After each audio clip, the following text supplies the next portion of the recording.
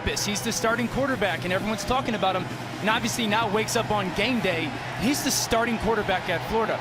The reality is this football team's strength offensively is its skill players. And as long as he plays a boring brand of quarterback and gets it out of his hands to them, this offense with him will be just fine. Not that there's any pressure to being the starting quarterback at Florida, Allison, but there are statues of Heisman Trophy winners outside the swamp. What about the pressure that is on Trask today? You were down in the field during warm-ups. How does he look? If he's feeling any extra pressure, Bob, he's not showing it. He was very business-like and focused as he warmed up for his first college start. And he insisted to me that nothing changes. He said, my prep, my mentality is the same because I'm always ready to go each week in case my number is called. He said, really, I'm just excited to play Tennessee in the swamp. This is why you come to Florida. If there are extra nerves, guys, as head coach Dan Mullen had this advice. He said, just go throw 5 picks. Then you don't have to worry about being the starting quarterback at Florida. He's keeping them loose. Not an easy thing to do, as Kyle Trask will get the football first. Tennessee won and chose to defer after the coin toss. And we're underway in Gainesville. And a kick that finds the front left corner of the end zone, so it comes out to the 25-yard line. Well, Kyle Trask had some kind of fourth quarter, putting up 19 come-from-behind points on the road at Kentucky after he replaced Felipe Franks, who went out with the ankle injury and is now done for the year. How about the scouting report, Dan? What do we need to see from Kyle Trask today? Well, the big thing is those skill players on the outside. Get the ball to them. This is your football team now. Take ownership of it, and then understand Tennessee defensively. What you see before the snap is not going to be what you see after the snap.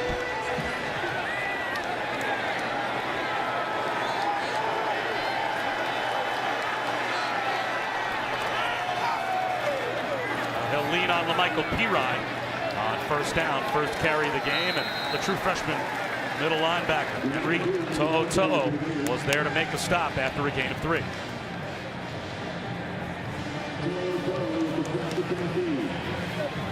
The head coach, of course, Dan Mullen, led his team to a 10-win season last year, but now he's without his quarterback, Felipe Franks, although wins against Miami in week 0 to start the season, and then on the road, come from behind in the fourth quarter at Kentucky. A great way to start. And here's Trask to throw for the first time. As all day, he'll unload a deep ball. Looking for Grimes. Underthrown and adjusted to. Trayvon Grimes. All the way down to the 28-yard line of the Vols. A gain of 43. That's really about this offensive line right there for Florida. Giving Trask enough time to scan all the way from the right side of the field to the left, sees Grimes throw up the hand, and then I love the fact that Grimes goes back to the football and makes that catch. Pirine up the middle. He's down to about the 26-yard line. Melissa Charba, the mom of Kyle Trask. She's probably about 10 times more nervous than her son is. Sure, and you don't see it from Kyle right now. The mannerism warming up. You watched him come into that game last week and never seemed too big for him, and certainly starting right now, he seems completely comfortable.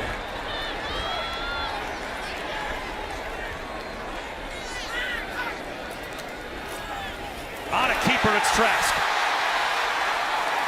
And it looks like he's got a first down.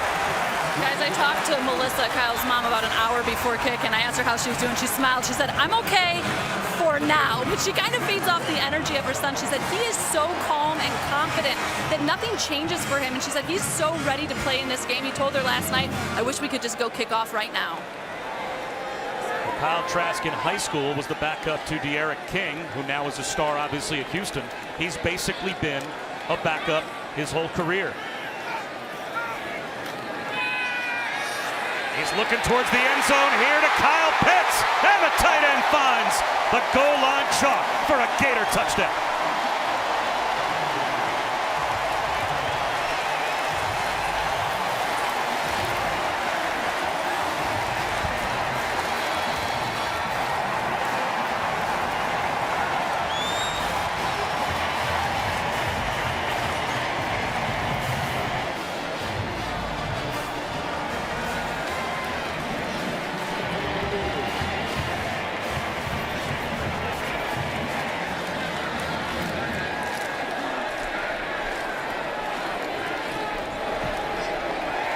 7-0 Florida, just like that.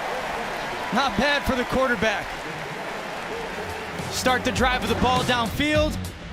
A little play action fake, find your tight end crossing. Looks like he's been doing this a lot longer than 7 years ago. Great throw, celebrate as a family.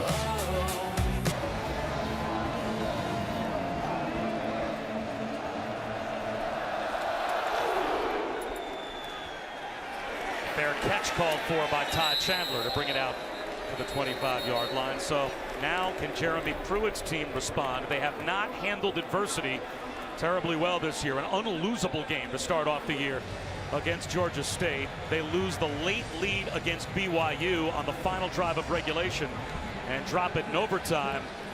He knows his team's going to face adversity today. They're already facing it now. Yeah, and he's unwavering in his confidence of his football team. They've got a lack of experience and a lack of maturity because they're so young. That's a deadly combo, but they need their young kids to get better and win football games starting today. Jarrett Garantano, play action on first down. An easy pitch and catch to Jauan Jennings, who's wrapped up and thrown back, but he's got forward progress for a gain of 7.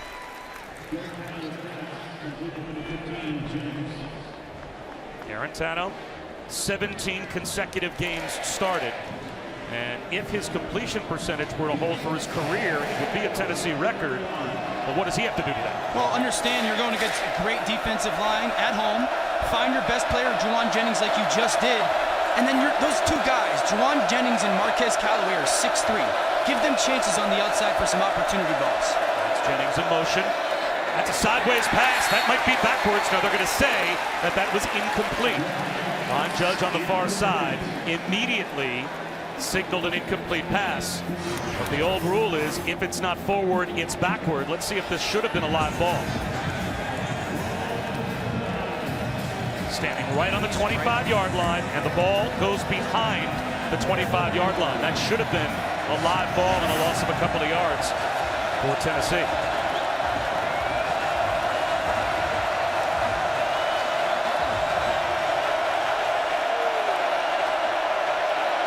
Third down and 4, play clock winding down. Gators show blitz. Here they come. Garantano, he's got Jennings. He's got a first down and more. Jennings breaking tackles, spins free. He's across midfield. Oh, it's a big early play. A confidence boost for the Vols offense.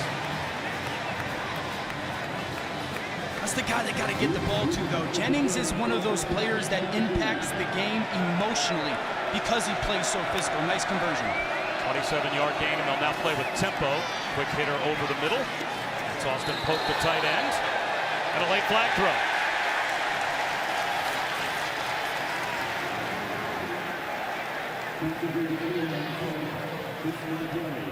That might have been a late hit after the play on Kayron Calvert, the right tackle.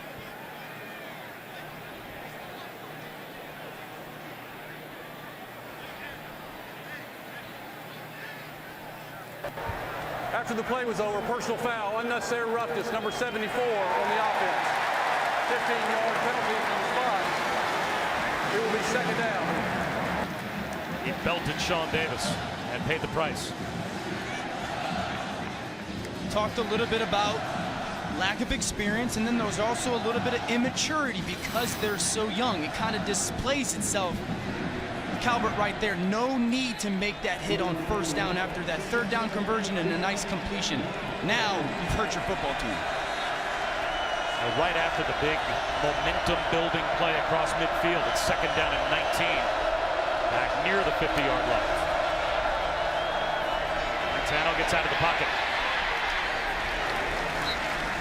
Now it's third down and 14. I kind of like that out of Garantano right there.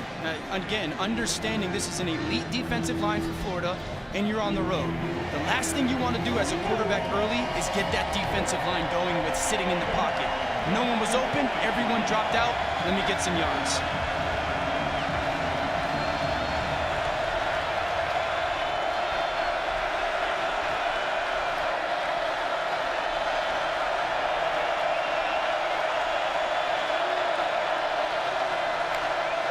Four-man rush on third and 13. Garantano checks it down. No chance to pick up the first down as Tim Jordan is immediately wrapped up and dropped. Amari Burney there to make the stop. Really, that happens because of that elite pass rush that I talked about for Florida. Tennessee decides to keep a tight end in and their tailback in to help on their edges. Only 3 receivers out. Florida's got enough people to drop under there and not allow that ball to go up over their head. And that penalty on the right tackle, K'Ron Calvert, short circuits the drive. Yeah. Now Joe Doyle will try with the intentional end-over-end kick to pin the Gators deep. And it hops over the goal line into the end zone for a touchback. Florida with the ball at their own 20-yard line and a 7-0 lead when we come back to the Swamp. Bishop. This season, Taco Bell is celebrating student sections and passionate fans like these here at the Swamp by awarding the Liv Moss Student Section of the Year. The Gator Student Section already on the national watch list. Head to ESPN.com/Taco Bell to see how your school can compete. Get the committee's attention by using the hashtag Liv Moss Student Section Contest. Bob Wischusen, Dan Orlovsky, Allison Williams here at the Swamp. Flawless opening drive. Kyle Trask and the Gators. Started their own 20-yard line. Handed off to Damian Pierce, and he is hit and brought down behind the line. Our first chance to get an update today with Matt Barry.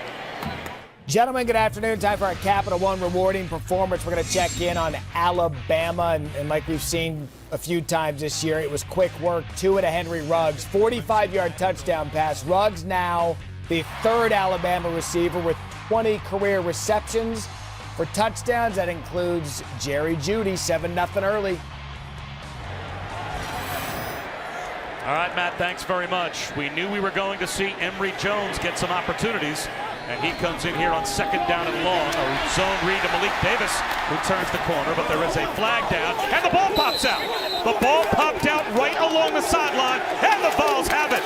Oh, if this is a penalty against the Gators, then the Vols are going to get a takeaway, and they'll be knocking on the door of the red zone as Warren Burrell has the football.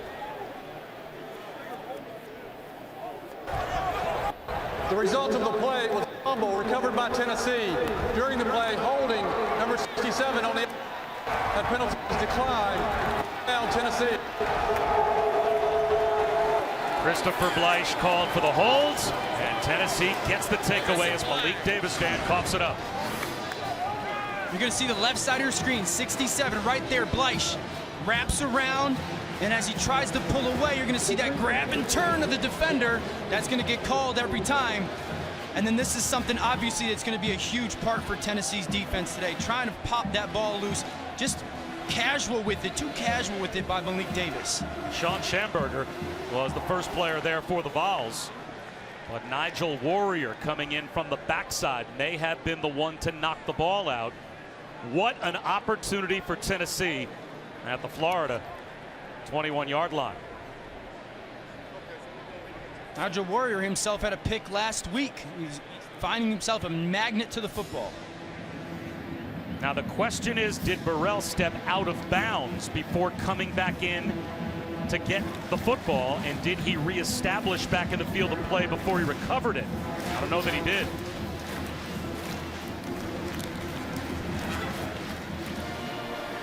So they are up in the replay booth right now, taking a look to see if this should be a recovery for Warren Burrell. Again, reestablish is getting both your feet back in play. He did not do that.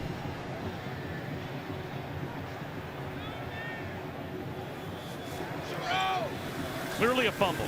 Yeah. Clearly recovered inbounds by Burrell. At least the football was inbounds.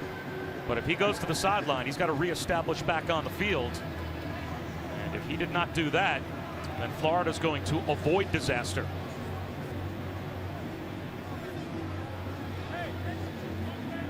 We always talk about football being a game of bounces, right? Like the bounce of this ball matters for Warren Burrell because his foot was out right there. His right foot is out. He touches the ball there, and it seems to be that it's in his grasp. It bounced right back up to him in his hands before that right foot ever got back down. He's out of bounds there. He touches the ball in that moment. Now it bounces up. It's in his hands now. And I don't think he got his right foot back on the ground before he secured the football post bounce. Now they did rule it as a recovery by the Vols on the field, which means you have to have indisputable evidence that he did not reestablish himself back in bounds. The other thing too is if his fingertips touched the ball at first, right there while his foot is on the sideline, then he's out of bounds. And if you are out of bounds and you touch the football, the ball's out of bounds. So it might have even been that first fingertip touch with the right foot on the sideline that's going to save Florida here.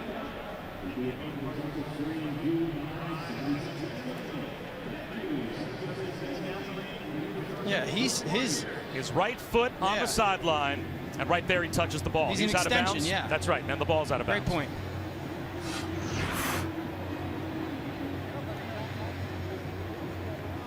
Now the reason this conversation is going for so long is they have to now respot the football and assess the 10-yard penalty for holding. But there's no change of possession, right? So it'll be correct. So there's a lot of bookkeeping that goes into officiating this correctly with the clock, the line of scrimmage where it ought to be, and then the holding penalty assessed as well.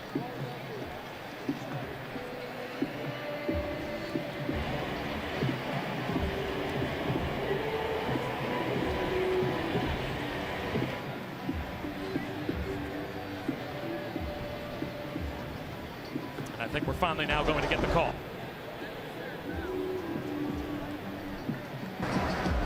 After further review, the Tennessee player who recovered the fumble was out of bounds when he touched the ball. Therefore, the ball was out of bounds at that spot. Holding by number 67 will be enforced half the distance to the goal from the previous spot. Replay, second down. So after all this finally comes out in the wash, it should be for Florida second down and about 21. At their own 9-yard line or so when they go back to the original line of scrimmage. Let's see how the officials finally get this all ironed out. But what a dodge bullet for Florida, and what an opportunity that was for Tennessee to erase their own penalty that short-circuited their first drive to get a red zone chance on a takeaway, and now it looks like Kyle Trask is heading back out there. I think a big thing for both these coaches is Dan Mullen getting whoever, it's either Kyle Trask or Emory Jones, back locked in. We kind of have to reset after that long break. And then if you're Jeremy Pruitt, encouraging your defense, hey, continue to go after the football. That will bounce our way at some point. And it looks like Tennessee has now declined the penalty. So they're going to take the down, and instead of making it second down and really long, they're going to play third down and 9. And the officials are still talking now to Jeremy Pruitt, still trying to figure out now where to get the ball spot. He should absolutely accept this penalty, though. The holding foul by number 67. Penalty is half the distance to the goal. It will be second down. So now they are not going to decline the penalty. I guess Jeremy Pruitt probably didn't have an accurate idea of if they were to decline it where the ball would have been. But now they're going to accept the penalty, as they should. And this will put it all the way back, as we said, inside the 10-yard line at the 9. All right, So it's second down and 21. Let's reset here. Second down, this is a big down for the story of this game when Florida has the football, because Tennessee traditionally this year loves to pressure on second and 10 or more. This is the case, but then Jeremy Pruitt really doesn't want to blitz Kyle Trask and give him a lot of easy throws. Play action over the middle, wide open Jacob Copeland. And forward progress gives him a first down, just across the 30-yard line.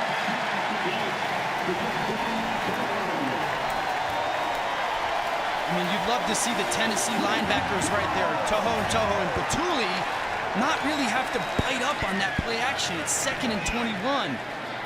You can hang back and let that run happen and then go up and make a 3-4 yard gain tackle. It's a great point. That's just understanding down and distance if you're a linebacker.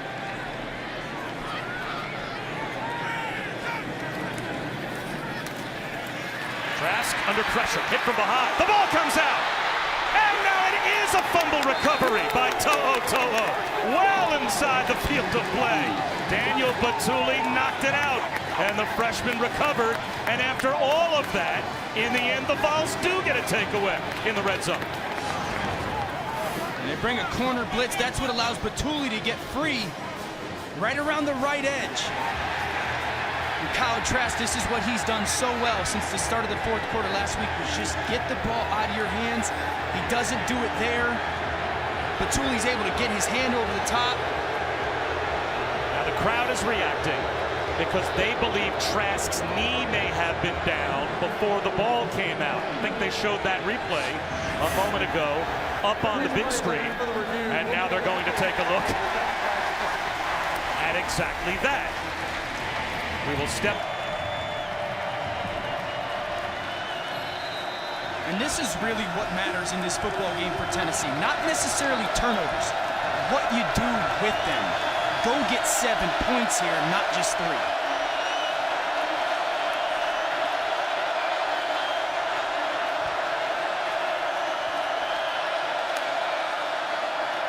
Wide receiver screen to Jennings. That's a block. Gets down to about the 11-yard line before he's bumped out. We'll actually mark him out right at the 11-yard line. That's a gain of 8 on first down. I love that right there. Again, Jennings, such an impactful player for this offense. You got a 6'2", 205-pound receiver in Callaway, lead blocking for a 210-pound wide receiver. Just get the ball out in space. It's an extension of your run game.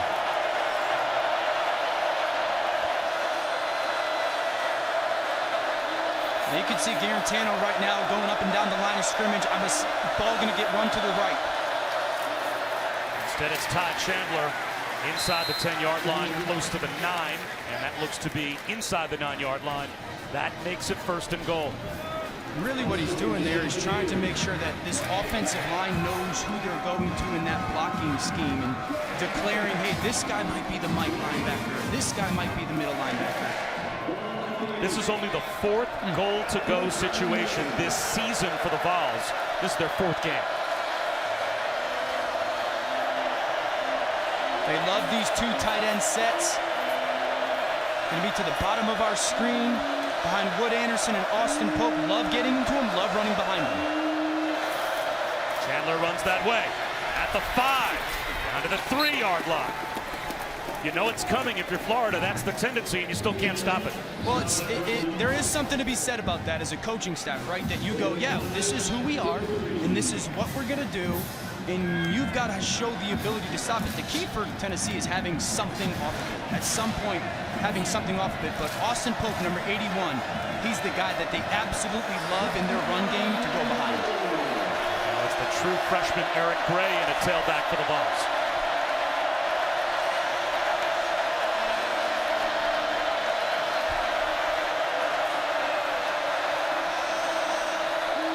Play action. Garantano. That's blocked at the line.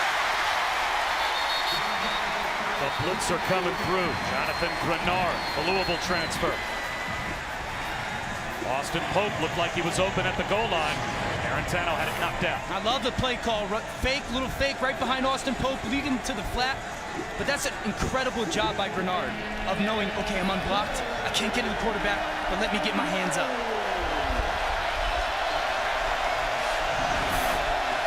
Was recruited to Louisville by Todd Grantham. Spending his last year of college football, now playing for him here with the Gators. 3rd down and goal. Play clock at 3. Garantano gets the play off. Bullets one into the end zone. It's tipped, and on a dive, it looks like it's intercepted through the hands of Jawan Jennings. Trey Dean gets the pick off the carom. And the Vols give it right back.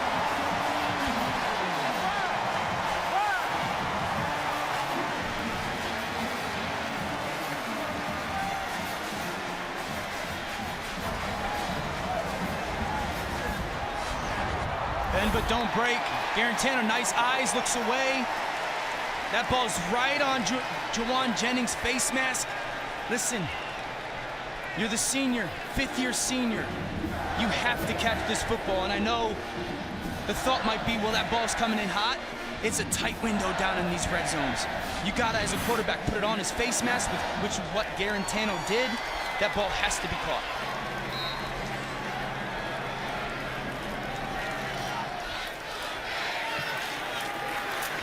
Michael Piron looking for a cutback lane and not finding much. Let's go back to Matt Barry. All right, guys, in the span of about 30 seconds, we had big plays in 2 SEC games. We'll check in on Tua again in Alabama, taking on Southern Miss. Ruggs already with a 45-yard touchdown pass. Watch the separation he gets here post-catch. Tua to Ruggs, 74 yards, tied 14-0 in the first over on ESPN2. It's 7-0 here.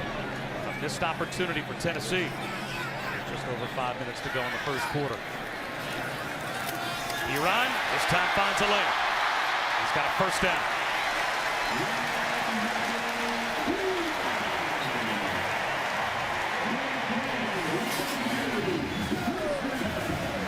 We're just starting the day, college football-wise, on ESPN and all of our networks. 7:30 Eastern on ABC and the ESPN app. It'll be Saturday Night Football presented by Wells Fargo. It's the Pokes and the Horns, Oklahoma State, and number 12 Texas tonight in Austin. Trask well protected. High throw over the middle, and he's got Kyle Pitts. Big voids in the middle of this Tennessee defense, Dan, that you saw on tape all week long. Yeah, the way they kind of set their coverage, they like to have 2 safeties high. It exposes the middle of the field. They bring Toho on a pressure. Florida picks it up, and that totally vacates the middle of the field. And Kyle Trask looks incredibly comfortable back there, but that credit right now goes to this offensive line for Florida, picking up some pressure. Trask a perfect 4 for 4 for 98 yards and a touchdown already. Looking for more here. Again well protected. Takes the check down to Piron. And Piron is out of bounds at the Tennessee 45-yard line. Another update with Matt. And that LSU offense just keeps on rolling under Joe Burrow. Watch Burrow here against Vanderbilt. Tied up at 7 early. He finds Jamar Chase. He does the rest. 74 yards. It's all Bayou Bengals early. 21-7 on the SEC network. Second down and 2 here for Florida at the Swamp. Piron with a reverse. Flips it to Jacob Copeland. He turns the corner with a cutback. First down.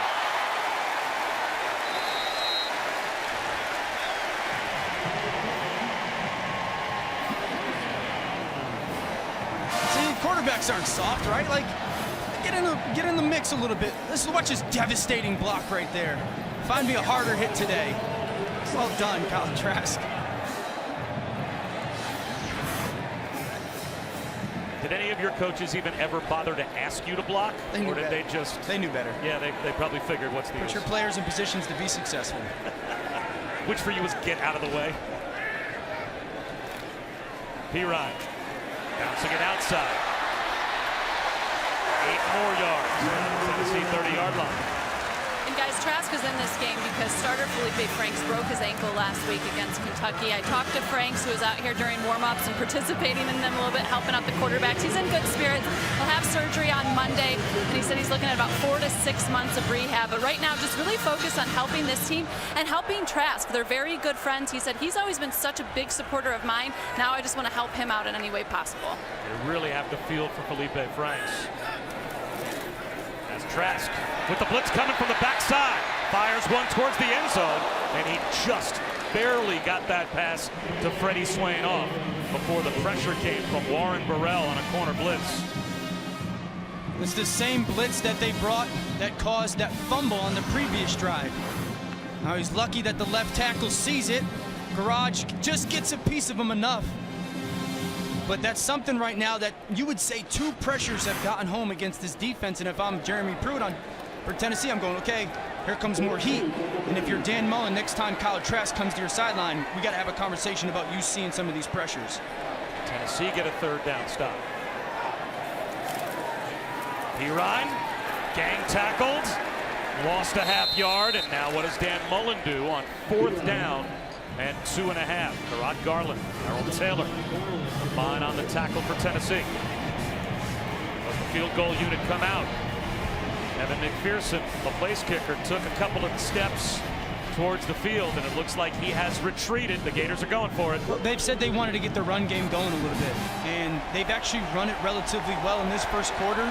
They've got their blocking tight end, number 7, Lucas Carlin. Don't be surprised if there's some form of a zone read quarterback run involved in here. There it is. Trask on the keeper. Tries to move the pile, and it looks like the Vols got the stop.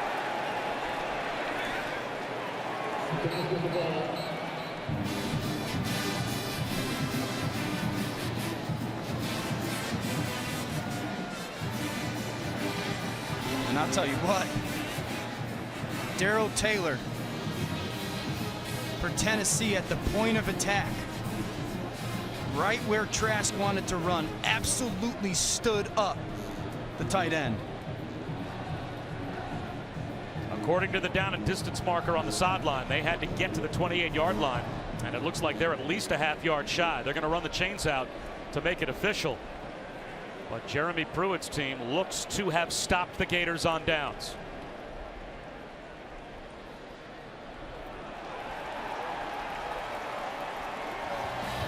Tennessee football when we come back. Tennessee and Florida. We welcome you back to the Swamp. And tonight we will have Oklahoma State and number 12 Texas in Austin. The Pokes come into this one having beaten the Longhorns the last 4 years, and the last win for Texas against Oklahoma State in Austin was 2008. It's a kick at 7:30 Eastern on ABC, the ESPN app as well. Saturday Night Football presented by Wells Fargo. There'll be some points scored in that one tonight. Oklahoma's got some players now. Oklahoma State.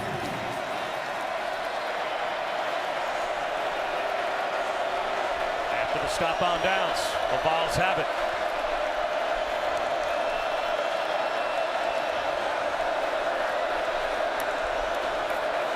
Straight ahead run for Ty Chandler. Flag down.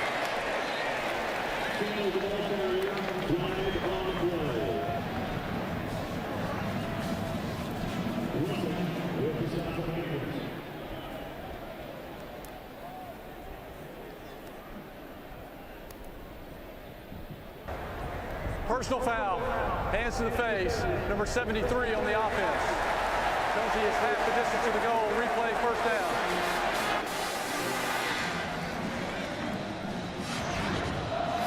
Watch the left guard right here, Trey Smith. The junior, that left hand, get right up underneath that helmet. Once you see that head jerk back, that's an easy flag from those officials. Trey Smith. And the Vols thought his career might be over when last year they found blood clots in his lungs prior to their game against South Carolina. Ended his season. And he was able to get back on the field with limited practice during the week this year, but guilty of the penalty there. Draw play. Chandler, nowhere to go. Well, Cedric Brunson read that from a mile away. And Marco Wilson helped out as well. Let's credit Todd Grantham a little bit here, defensive coordinator for Florida. He came after Tennessee right there, blitzed, and that's how Brunson was able to be right there. The draw had no effect on him. His responsibilities go after that ball carrier. Great call by their defensive coordinator.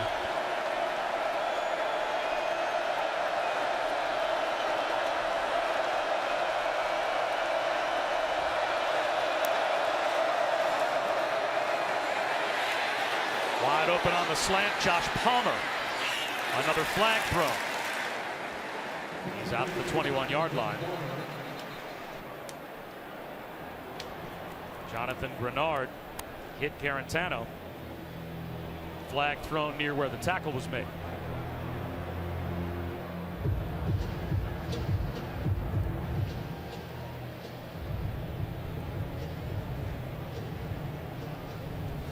Penalties have been big so far in this game. The personal fouls have hurt Tennessee. Holding on the defense, number 41 on an eligible receiver. That penalty is 10 yards from the previous spot.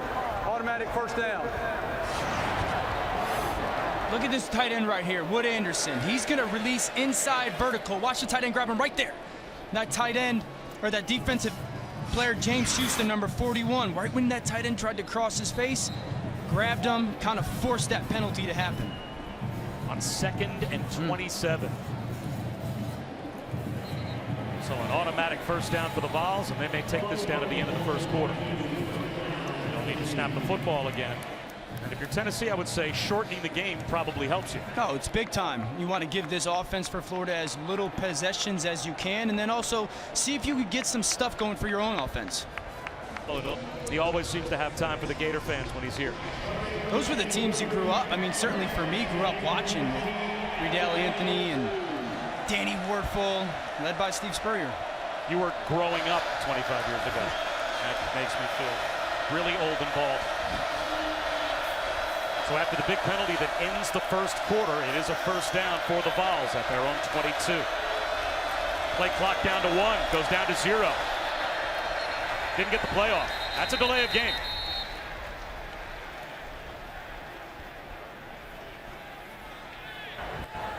Prior to the delay of game on the offense, number 2, 5-yard penalty, first down. And this is something that, you know, Jarrett Garantano is on his 4th coordinator in 4 years, and Jim Chaney has come over, and they're still learning each other and what he's good at and what he's not good at. I actually think they ask him to do too much, and it makes him to think too much, and he's trying to be perfect and control the line of scrimmage. It's something he does solid, but too much for this offense. A delay of game, though, coming out of the end of quarter break. They had a long time to discuss what they wanted to do there, and now it's an empty backfield. Garantano, he's going to float one to a wide open receiver, Dominic Wood Anderson, and floated it too high. A blown coverage by Florida, and Tennessee can't take advantage as we go back to Matt Barry again. Guys, no need for overthrown receivers in this one. It's been all Jonathan Taylor in Wisconsin early on. Already scored a touchdown. This one, 72 yards. Taylor had 143 yards in the first quarter alone. That's the most allowed in a single quarter under Jim Harbaugh, 14-0 in the first. That's an embarrassing start for the Michigan defense in that game. 2nd down and 15 for Tennessee. And now it's going to be 3rd down and long as the freshman Eric Gray is dragged down by Jonathan Grenard. You talk about first down, delay a game. Then you get a play call, Florida blows their coverage, and you miss it, and that's how you end up in 3rd and 15. Last time, this is their 2nd 3rd and 15. The last time they kept extra blockers in, Florida dropped soft on defense. There's nowhere to throw the football. I'd expect the same thing. Florida going to play soft on defense. You're not good enough to go convert against us, and trust our 4 rushers will have some kind of an impact against your protection. They're bringing a blitz. Garantano tries to beat it. The free runner right in his face, and he finds Jawan Jennings. What a throw by the redshirt junior from New Jersey, Jarrett Garantano. You can't do it better than this. Watch as Sean Davis comes unblocked, and Garantano stands in there and not only gets the ball off, throws a perfect throw to the sideline to Juwan Johnson, who wins in man-to-man coverage. Man, that was impressive quarterbacking right there by Garantano.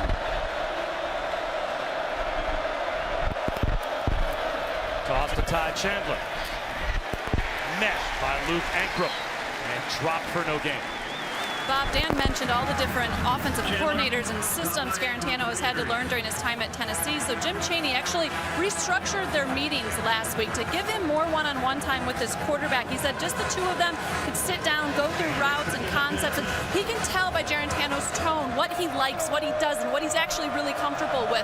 And that's allowed them to get to know each other a little bit better because, as you mentioned, it's his 4th coordinator in 4 years. And the first year he's been the undisputed starter from the beginning of the season.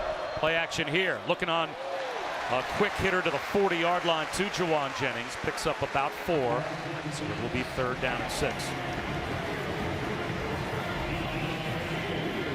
I'd say for Tennessee right now, as we get into a 3rd down, Florida's come after you twice with a man blitz. Both times you've been successful throwing the ball to Juwan Jennings. So 15 has got to be the focal point of this play call right here. And if you're Todd Grantham in Florida, the pressure you're trying to bring is not working right now. You've got to change something up and try and play some coverage.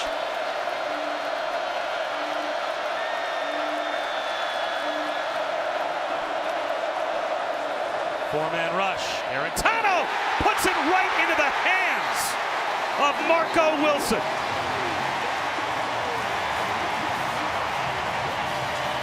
Total miscommunication between Guarantano and Marquez Callaway, who was just running down the sideline. And Marco Wilson sat in coverage and got an easy pick. Catch the ones they throw you.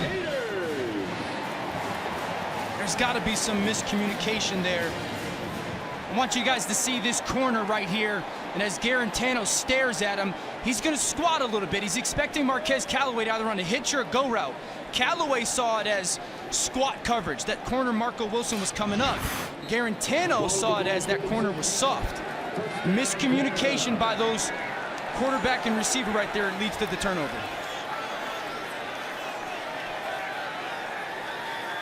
So Florida gets it back in plus territory.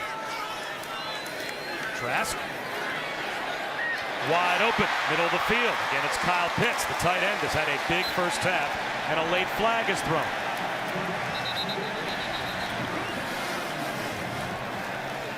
It's a gain of 17 as it stands now, but a late flag dropped out after Pitts was tackled. Flag on the play.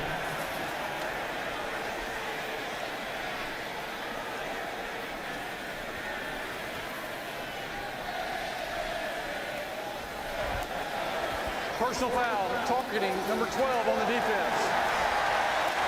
Penalty is 15 yards. The previous play is under further review. That's Sean Schamberger, and his afternoon might be done. Let's take a look and see if he should be indeed guilty of targeting.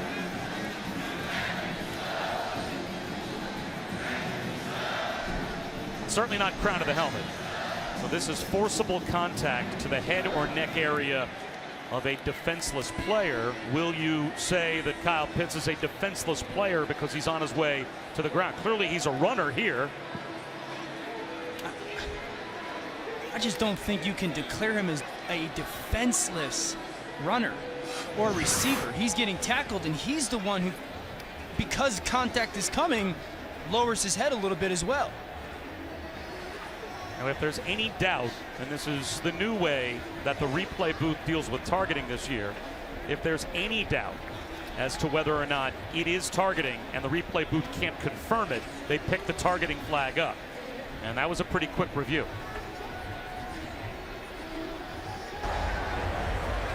After further review, there is no targeting on the play. It will be first down, Florida. And I think we agree with that interpretation. I think that's the right overturn for this referee crew. Again, Kyle Pitts was in the grasp, getting tackled. He's no longer defenseless, and he also drops his head to brace for that contact. Still a gain of 17 and a first down for Florida.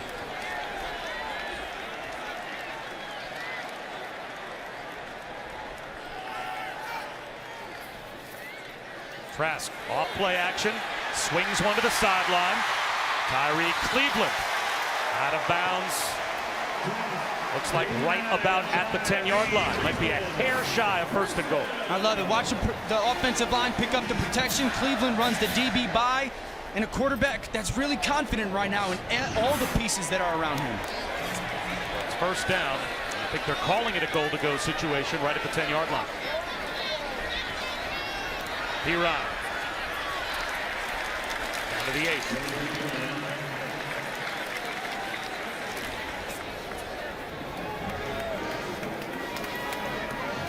They actually are going to stretch the chains out, so it's not quite a goal-to-go situation. Florida could pick up a first down inside the 1. I think you got to be diligent if you're Florida right here. A little bit hard-headed with your run game. Tennessee likes to play coverage down here. You should have numbers advantages in your run. Running with Piron, jump cut in the backfield. He's inside the 5. So 3rd down from just inside the 5-yard line. Kyle Trask's dad, Michael, also nervously looking up.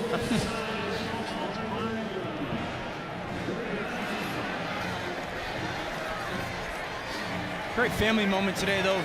I mean, they've waited 7 years for Kyle Trask to have his start as well. You know, if I'm Florida right here and Dan Mullen, I've got 2 tight ends on the field. Knowing that Tennessee likes to play a split coverage, try to attack that middle of the field here. Play action for Trask. Good quarterback play. Outstanding. To throw it away and take the field goal. It's the right play because it's the only play. No one there. You're going to have the chance to get 3 points on. And again, I talked about this with Kyle Trask. There's a difference between experience and maturity. And no, he does not have a ton of experience, but you could tell by the way he's handled himself and hung around for his opportunity. And going back to last week, he's plenty mature for the moment. But it's also understanding the situation you're in, right? Against a team that's got a struggling off. Greatest inspiring moments. I was watching one of our CFB 150 documentaries about tradition, about how it's just in your blood to be a college football fan. I think it's great for kids to watch it. It's so great. You know, like to see some of these historic players and coaches of our past. Ty Chandler on 1st down. Gets a couple of yards, maybe 3. David Reese, who came up to make the stop. David Reese trying to stay healthy. A couple of broken wrists when he was back in his sophomore season. Last year missed 3 games with a shoulder injury as well.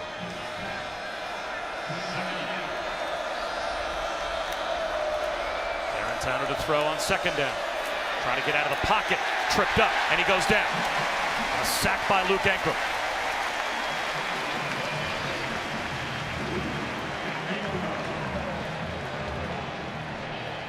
And I know this is something that's easy to say but hard to do, but that goes into this understanding who you're playing against and where you are. Your offensive line is young, it is struggling, this is an outstanding defensive line from Florida.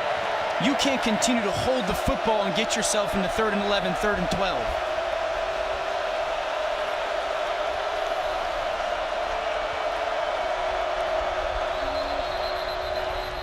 Play blown dead at the line as flags fly everywhere. Prior to the snap, false start, 56 on the offense. 5-yard penalty, still 3rd down.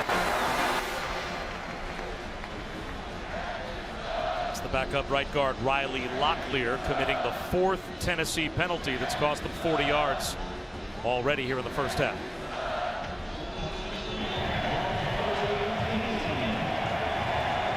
Now if you're Florida, 17. yeah, you're just going to play soft. For the big thing for Garantano right now is you're not holding this ball. Get it out of your hands. Garantano out of the pocket. Hit from behind and dropped by Jeremiah Moon. We check in with Matt Barry. All right, guys, let me give you Tua's first quarter stats. 12 of 13, 237 yards and 4 touchdowns. This one to Jerry Jeudy. It is all tied in the second, 28-0. Is that good by Tua? Well, I mean, he missed the throw, obviously. I mean, it was outstanding coverage right there in that play. I don't know, he fit that ball in that tight window. Well, today's a day to pad your Heisman numbers. Freddie Swain, a dangerous return man. Wobbly kick. And he's going to have a chance at a return here. Flag down. Swain stumbles down near midfield.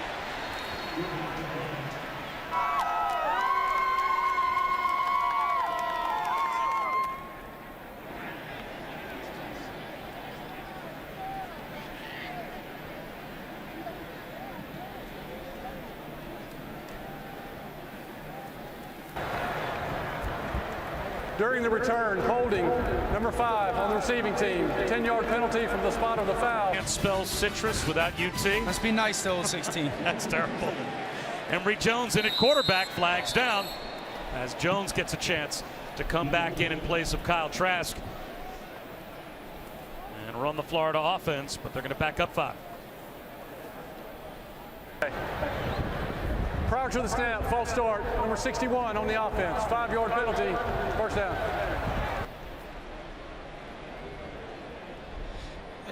This is something to talk about, though, because as Emory Jones comes in as the change-up quarterback, both him and Kyle Trask have different cadence to that offensive line. And so those guys are expecting or used to hearing one way of the ball going said hut.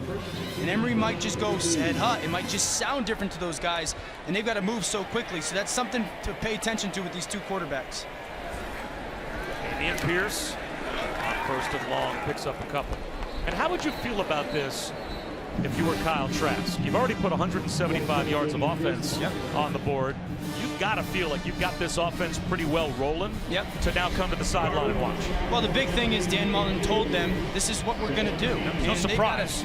So it's not an unexpected thing, and he's just got to focus on, which he obviously has, is go out on the field, play as good as you can, come off the field. And for Emory, it's now your turn. Go on the field, play as good as you can, then come off the field. Pierce again. Modest gain again. As that time Tennessee brought a blitz to sell out and try and stop the run. And Matthew Butler got the stop. So now it's third down and a long 11, close to 12.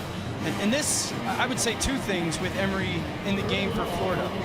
One, Dan Mullen's got to be willing to throw the football with him, because Tennessee right there is selling out to stop the run. So you've got to put a little fear in the defense.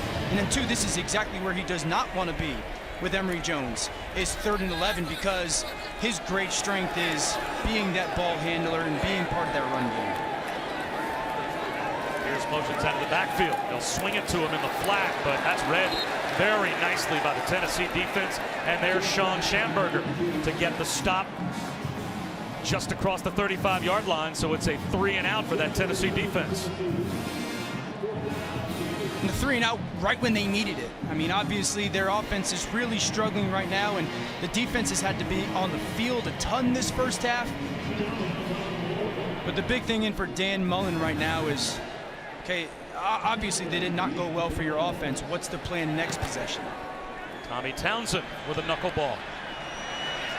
Callaway is able to save some field position for his offense by fielding it on the bounce. Down by 10 is Tennessee. Some snaps pregame, still involved. That's great leadership right there.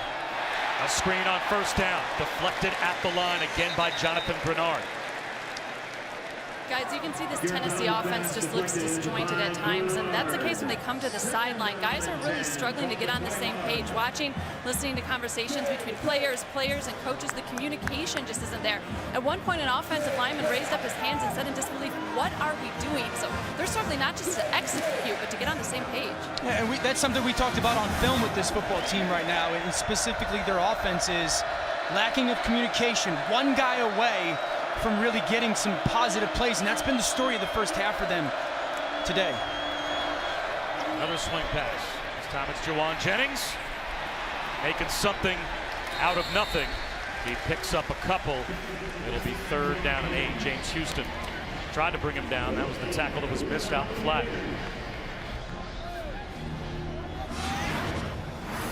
Talk about flying to the football. Look at all these blue jerseys coming in. The more people you get around, and how about that broken down tackle of Jennings, who again is not an easy guy to bring down by Marco Wilson. 3rd down defensively, Florida, again, the only success you've had is playing some coverage. That's what led to that last interception for Garantano right here. You've got to find 15. Another swing pass. Is that a live ball? Are the officials going to say that that was a live pass? Ty Chandler was the intended receiver, scooped up by Sean Davis. And yes, they will say that's a backwards pass and a giveaway by Tennessee.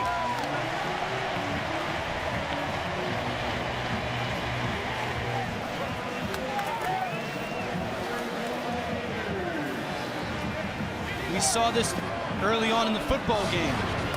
Potential lateral. Watch it down the line. Very close. And listen, this is on Ty Chandler.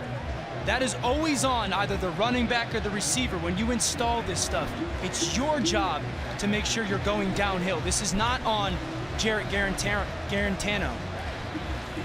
He releases the ball, right arm, just behind the 17-yard line, and the ball arrives right at the 17-yard line. Does the fact that the ball being in the right hand of a righty quarterback, Yeah. meaning he's kind of between the 16 and the 17-yard line, and the ball arrives at the 17-yard line, I think he threw that a half yard forward. Yeah, it helps him, right, that he's a righty. I believe that it's going forward as well, but again, I want to make that point. That's on Ty Chandler. He has to make sure he's going downhill. Well, I get that you're the bitter old quarterback that wants to blame the receiver. I'm more interested in whether or not that was actually a forward pass. I think it's a forward pass. I think by half a yard, because he's a righty, that is going to be a forward pass. Throwing to his right. A righty throwing to his right, throwing to his left, different story. And what a huge call this is. This ruled an incompletion, and Tennessee at least has a chance to punt the ball away. Yep. If this stays as the call made on the field, Florida takes over at the Tennessee 15-yard line.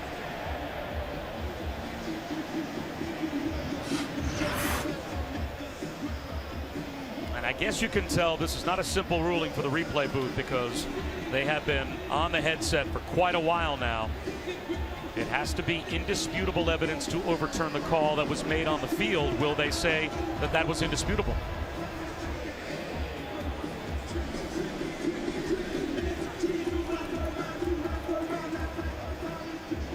And it looks like they have already moved the ball up to the 23-yard line. After further review, the pass was forward, therefore it was incomplete. It will be fourth down on the 23-yard line. Please reset the game clock to 5:02. 5:02. Thank you. And that saves Tennessee in a big way, because now they get to punt the ball away with 5:02 to go in the half.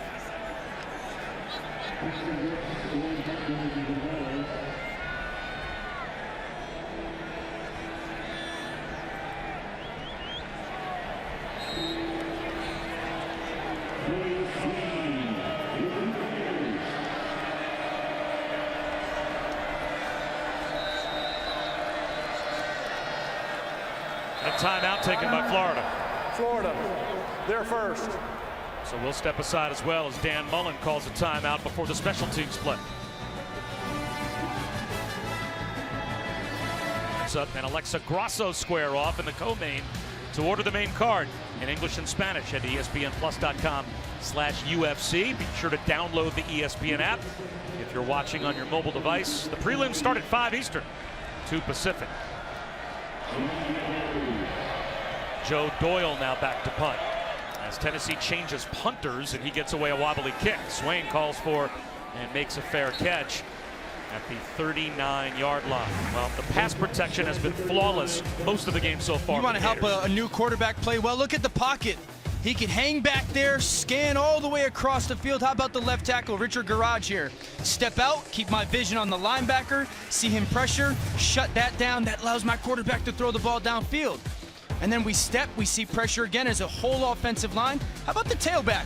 LaMichael Pirine, seeing his linebacker trying to shoot the gap, steps in there, puts his face on someone.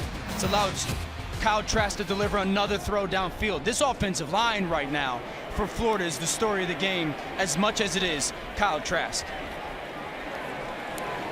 Trask gave way to Emory Jones on the last possession. The Gators went 3 and out. He's back in there. Again, well protected and allowed to deliver a strike to Tyree Cleveland for a first down.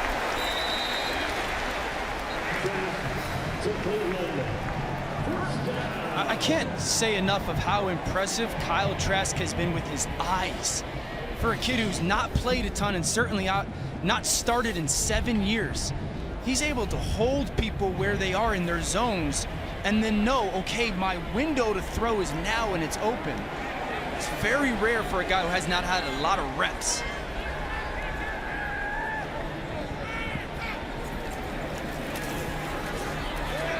Cleveland makes another catch, reaching back on the slant. He does look so cool and calm out there, this Kyle Trask. This is a guy that 2017, 2 days before the opener against Michigan, has a foot injury, misses the entire year. Last season, had a chance to become the starter again. Felipe Franks was terrible against Georgia, had a tough game against Missouri. Kyle Trask comes in, does well, might have started the next week, breaks his foot again as he throws one over the middle here to Josh Hammond. And that's good for a first down. And Felipe Franks kind of by default got the job back and then played lights out the rest of the year all the way through the Peach Bowl win over Michigan. And Kyle Trask didn't transfer. Sure. He didn't leave and say, well, I can maybe go get a chance to play somewhere else. He stayed here, and now he's got the respect of his team, and he finally gets a chance to be the guy. And has the chance to, save the season in some ways.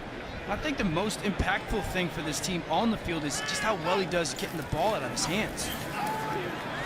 Under pressure here, and finds the sideline and throws it away with a flag down. To'o put the pressure on Trask. Looks like this penalty is going to be against the Tennessee defense.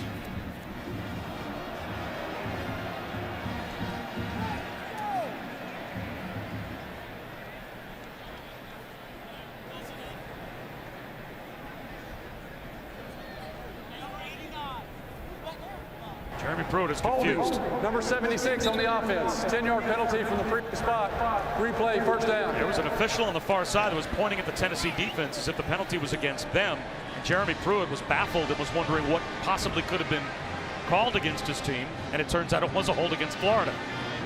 Yeah, Tennessee decided to come after Florida, and Kyle Trask right there in garage, the left tackle, who's had such a nice game, just got off balance. And now if you're Tennessee defensively, the conversation becomes, okay, are we going to continue to pressure Kyle Trask and try to force him out of some field goal range? Off to Damian Pierce. 3 yards. Down to 3 minutes to go in the half. And this is something for Kyle Trask, not only a moment of execution, but learning, right? You're near the end of the first half. You played a good half of football. Your team is up 10-0. You're in field goal range. So how do you manage this situation, making sure you don't want to take a sack, but you still want to have an aggressive mindset of trying to go score a touchdown? Here comes a blitz. It's picked up. High throw over the middle. Perfectly executed to Freddie Swain. It's first and goal.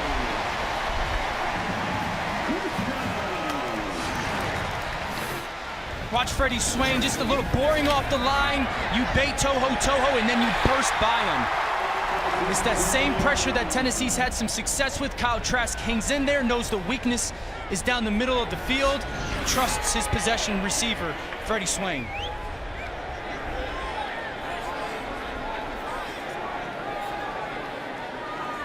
The middle of the field down here is going to be open again if they want to take a shot.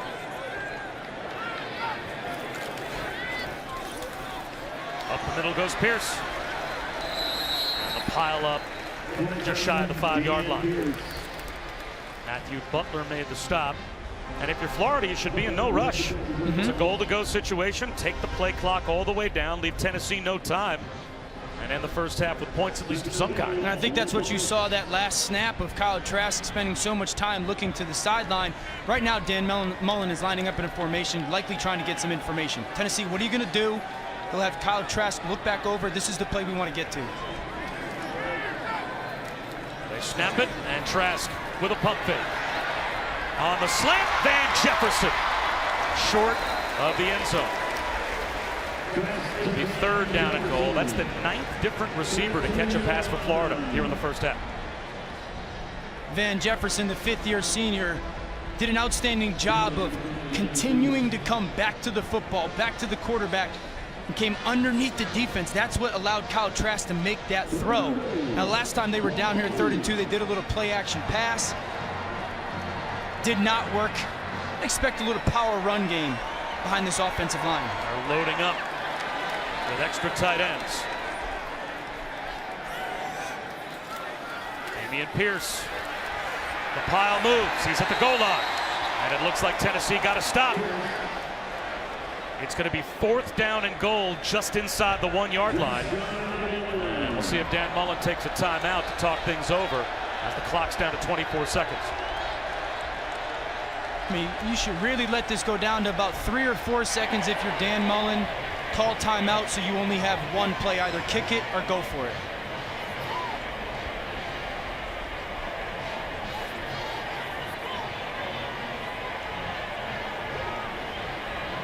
There's the timeout. 3 seconds to go in the half, and we'll check again back in the studio. Scoring update with Matt.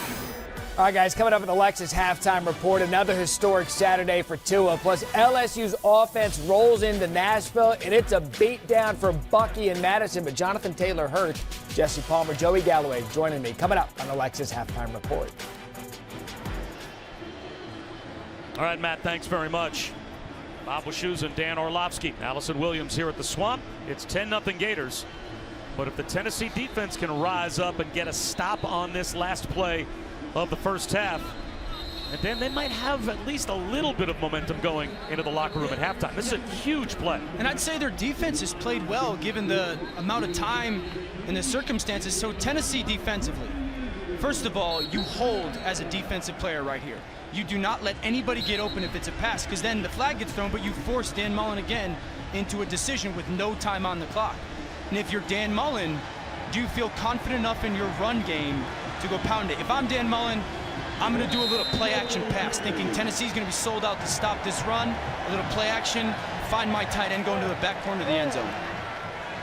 They've got 3 tight ends out there, and LaMichael Pirine lined up in the eye, and now a timeout will be called by Jeremy Pruitt. It's like a basketball game where you come out, take a look at what the other team's in, and call a timeout of your own and talk things over. I'll kick off your week with Sunday NFL Countdown. Week 3 has arrived. Randy Moss ranks the best catches from today's college football action. And you got Moss, plus Patrick Mahomes breaks down the art of the no-look pass. And an exclusive look at Deshaun Watson's offseason trip around the world. All that and more tomorrow morning, 10 a.m. Eastern. Sunday, NFL Countdown on ESPN. And then later on in the day, Boomer and TJ are back on ESPN+. NFL Primetime every Sunday at 7:30 Eastern. They'll have all the highlights and breakdowns for the day's games. Scott Van Pelt and Joe Tess will be a part of the fun as well. To get ESPN+, download the app or go to espnplus.com. All right, now each team has spent a timeout. 4th and goal.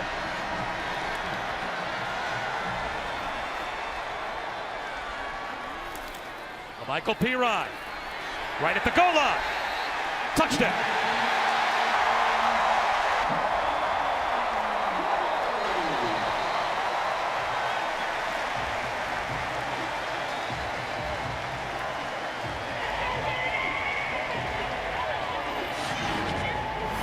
Garland did a great job for Tennessee. Look at on the middle of that screen, breaking through. It looked like Pirine might just have broken. Was that ball coming loose as Pirine got to the goal line? They called it a touchdown, but that first look looked as if Pirine might not have had complete control of the football when he got to the goal line. That's Garland on contact. Is that ball out? Well, it's very hard to tell. Again, it was called a touchdown on the field.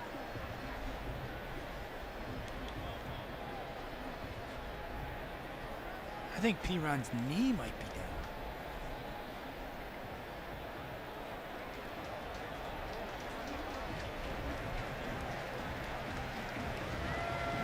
And the thing is, you do want your back in this situation to reach that ball. It's 4th and goal. The fumble means nothing, right? You have to score. Being short does nothing for your football team. So Pirine, I do like the fact that he's trying to lean that.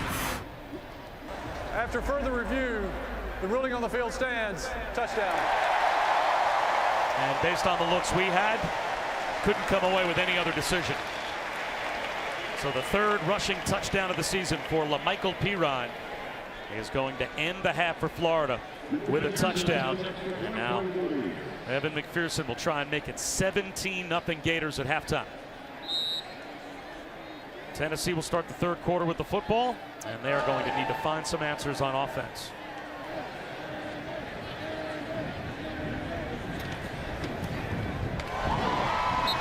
.88 total yards of offense in the first half for Tennessee, and they're down by 17 to Kyle Trask and the Gators. Time to go back to the studio, the halftime report. They literally just have to go and make them, but it's going to start with being good on first down and getting some kind of run game going. And that second drive where they got down to the 2-yard line and then threw the pick, a fair catch called for, and allowing it to simply go into the end zone was Ty Chandler. Allison?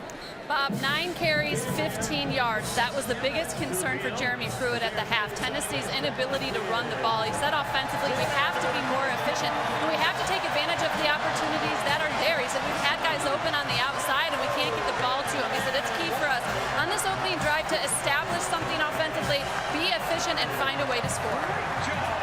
And they have made a quarterback change. Not completely unexpected. The true freshman, Ryan Maher, is in the game.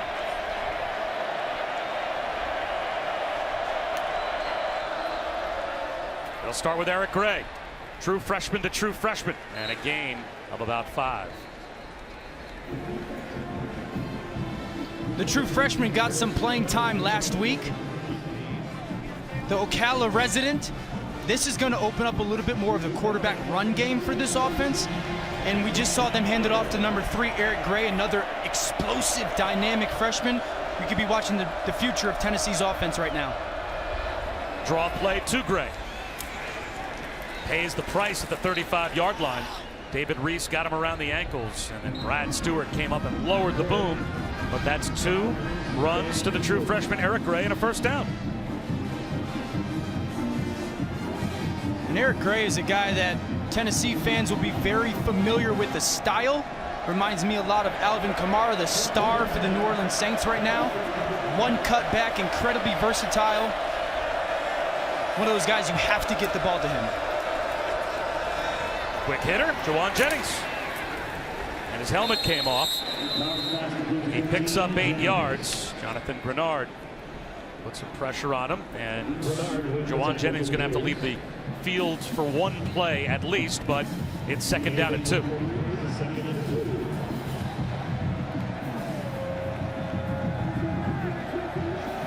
See Tennessee getting some guys run on, run off, as Juwan Jennings has had himself a really big afternoon so far. Getting the Pope, the tight end Pope on the field. Look for them to run behind him.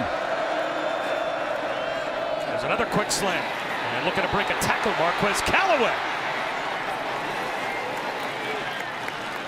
To the 36-yard line of the Gators. Callaway's first catch. Check that, Brandon Johnson with a catch all the way down to the 36-yard line. And some momentum for the first time in quite a while with the quarterback switch for Tennessee. Or out of the pocket, being chased by Grenard. Gets to the sideline. He's got an extra gear and does well to scamper out of bounds. It looks like he lost a yard, though, as Grenard and Schuler were after him for the Gators. So that will be a 1-yard sack for that Gator defensive front. Actually lost a couple of yards. I like the fact that Tennessee has started this drive spread out a little bit, utilizing some of those run-pass options, a little bit of tempo. That's allowing Maher to be really decisive with his ball placement. Tipped ball, and it falls in no man's land, incomplete. So it will be 3rd down and 12. Grenard got the tip. He's going to have a little completion right there. Grenard's been so impactful getting his hands on the football without getting home. Now for Maher, right here, you're somewhat in field goal range, right? Points are going to be paramount right now, so big thing is if there's something underneath, get it out of your hands and get a completion. In Florida, look for them to play some coverage, make the young kid think. They do just that. He'll fire one to the sideline, and reaching up to make the catch is Josh Palmer. Oh, did the true freshman let that one rip? 17 yards and a 3rd down conversion for the Vols. Decisive, though. There's not holding the ball in the pocket. I see someone open as Palmer pushes vertical. Does a nice job of coming back to the football, and then strong hands go up high and make that catch. But how about the decisiveness in the ball placement by Maher?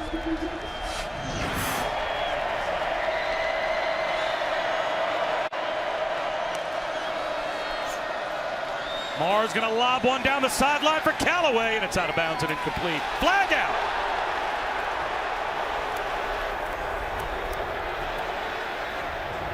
Marco Wilson was there in coverage. Galloway, the intended receiver, contact at the pylon.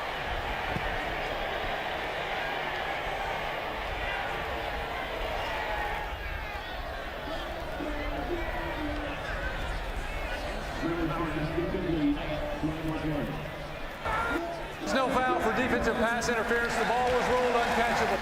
Second down. So an uncatchable ball lifts the flag up. It'll be 2nd and 10. I mean, it's definitely pass interference at the point of contact on Marco Wilson, but the ball was thrown 3 or 4 yards out of bounds, so that's why this is not PI. It lands off the white. We used to call that a pizza ball. If you did that in practice or in a game, you have to buy everybody in the room pizza. Ty Chandler is now in a tailback on 2nd down and 10. Or throws one into traffic. A dangerous throw for Cedric Tillman.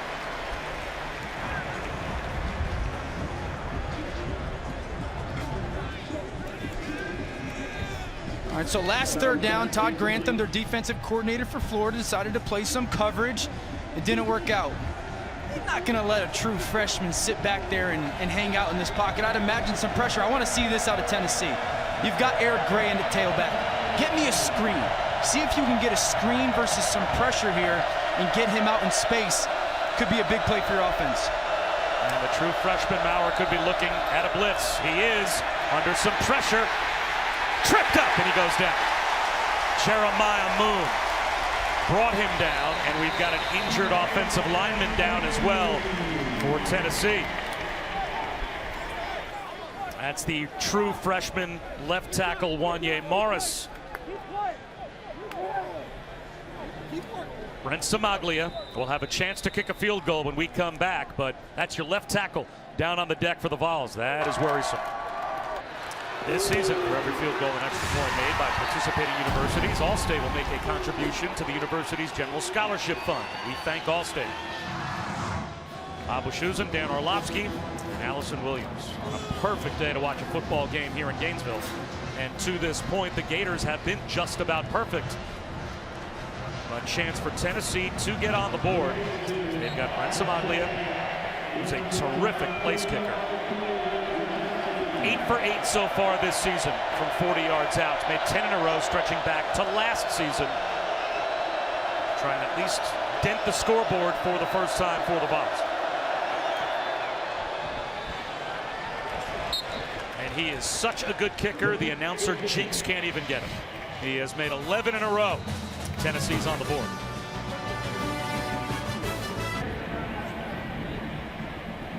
Well, that was a crushing defeat last night for Utah. With Matt Fink and USC, Dan Mullen, I love the juice. Look at him. That's outstanding coaching, though. He's setting the tempo for his football team right now. What he's saying is, I don't like your guys' energy going out to the football field. You guys are lackadaisical. He's trying to get them to lock in, to focus in. This is really good coaching right here. Let's take a look at our Wendy's Weekend Watch. And speaking of Oregon, they take on Stanford at 7 Eastern here on ESPN.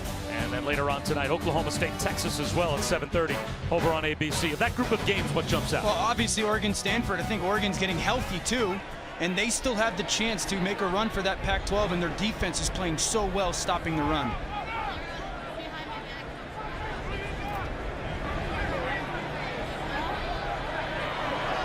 A lot of communication. Play clock winding down. Trask over the middle, knocked away. That time staying in the middle of the field was Nigel Warrior, and he knocked it away from Freddie Swain.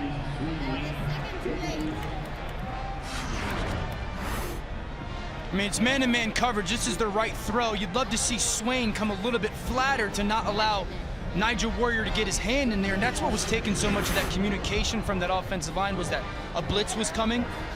But a great play by Nigel Warrior of not making contact and slipping that left hand in.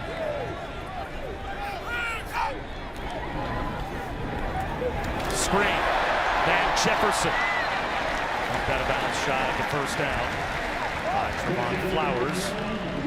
Although it looks like they're going to give him the 35-yard line, and that should be a first down for Florida. There's going to be a little bit of this cat and mouse game between Jeremy Pruitt for Tennessee and Dan Mullen, the play caller for Florida, is Tennessee's really only had success defensively when they've come after Florida. Well, you expose yourself to some of the screen game that we just saw right there, so it's going to be the timing of both those calls.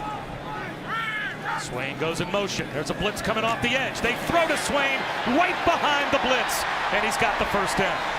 Just the perfect play call with pressure coming off the edge. I mean, for a play caller, you want teams to blitz you if you want to call screen passes because the numbers. If you bring people under pressure, there's obviously less people left in any kind of coverage, and that's what Dan Mullen felt right there. Was here comes another pressure, get the ball out, screen. I've got a numbers advantage. Michael Piron, cross midfield, picks up about 4. And again, the true freshman Henry To'o was there on the tackle, but a couple of flags thrown from the secondary.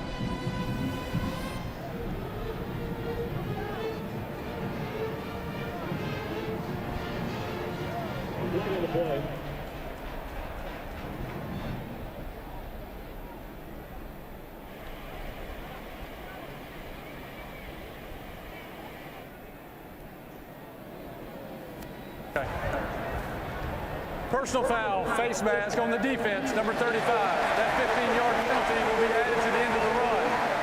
Number 72, whose helmet came off, can remain in the game. That's the third 15-yard penalty in the game called against Jeremy Pruitt's team. And that's a senior right there in Daniel Batuli, who sometimes when you're a freshman, which again, Tennessee's very young, only 6 seniors playing, when you're a freshman, you make those mistakes, okay, but when you have your senior doing it, that's where, as a coach, is incredibly frustrating.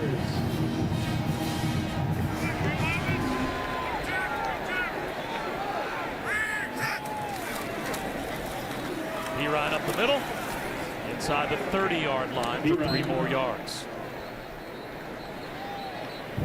You know, I'd say for Florida's run game, after watching some tape and just seeing here today, your offensive line has probably gotten a little bit too much criticism for the run game. I would say LaMichael Piron as a back right now, he's not trusting his eyes with where to go. There was a massive hole off the right side, right behind Lucas Cole right there that he just missed. That's something that they need to get better. He needs to get better at for this run game to get where they need it to. Play action for Trask. Floating one towards Swain in the end zone. Touchdown.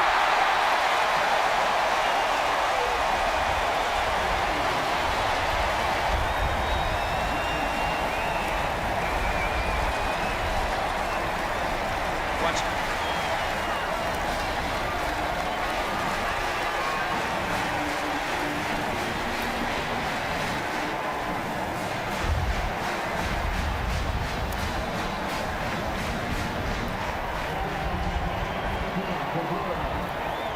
Second touchdown reception of the season for Freddie Swain. Kyle Trask, 15 of 18, 257, and 2 touchdowns. Not too shabby. 24-3, Florida's got the lead. Located ankle for Franks, out for the season. So far the Gators have not missed a beat, as Trask was nearly flawless in their comeback at Kentucky in the 4th quarter on the road last week. And Dan, flawless so far this afternoon. Well, they're going to get a double post. Let's watch Kyle Pitts on the inside, Freddie Swain on the outside. Watch this safety. Once he goes after Kyle Pitts right there. Freddie Swain's going to open up down the middle of the field. Number 2 receiver, that quarter safety drives. Beautiful trajectory by Kyle Trask. Touchdown Gators. And now back to the offense for a Tennessee team with a true freshman at quarterback. And Brian Maurer is going to float one out of bounds for Marquez Callaway. Marco Wilson in coverage. Let's take a look at the Aflac trivia question. The last time an unranked Tennessee team beat a top 10 opponent, you have to go back a ways. I'll have that answer coming up.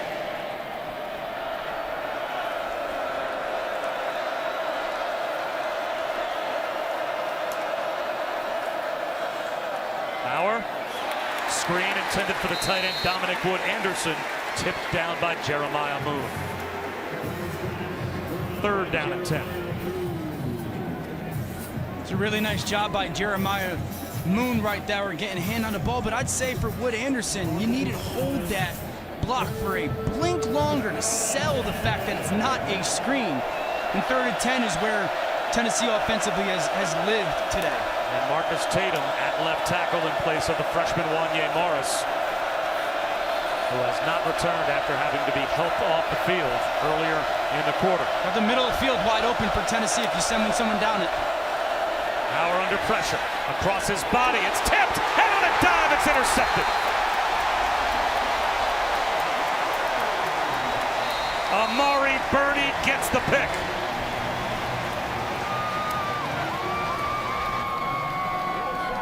Third Tennessee turnover. This turnover is forced by Marco Wilson playing a trap corner, just kind of baiting the quarterback to think you've got that out route. And let's credit Burney running to the football, playing his leverage the right way. You see Marco Wilson coming in from the left. Right at the right moment, that bang bang play. Tip balls lead to interceptions. That guy looks. Now Marquez Callaway feels. Ryan Maurer over on the sideline. Dominic Wood-Anderson slow to get up as well as he is now trotting off the field. So Jeremy Pruitt's team down by 3 scores. In the last 5 games, 6 games counting today, Tennessee has 17 turnovers against Florida. I don't care who you are. When you're turning the ball over against someone like that consistently, you have no chance. Well, this is certainly viewed as a rivalry game, but for a Tennessee fan base, I'm sure, they want to feel like it's a rivalry game because their team's holding up their end. Sure. And 14 out of the last 15 years, they've come up short. As LaMichael Piron takes the carry and picks up a yard. If you go all the way back to 1976, Florida is 27-6 in their last 33 meetings with the Vols. So this may be a rivalry game, but it is a rivalry that has been dominated by Florida. When you said that to me the other day, I didn't believe you. I just, because of kind of the, I guess, the narrative, there was no chance that I believed it. But Florida certainly has, it's been a one-sided affair for the last 30-plus years. Trask steps back under pressure, holds onto the ball forever, and finally Daniel Batuli gets a much-needed volunteer sack.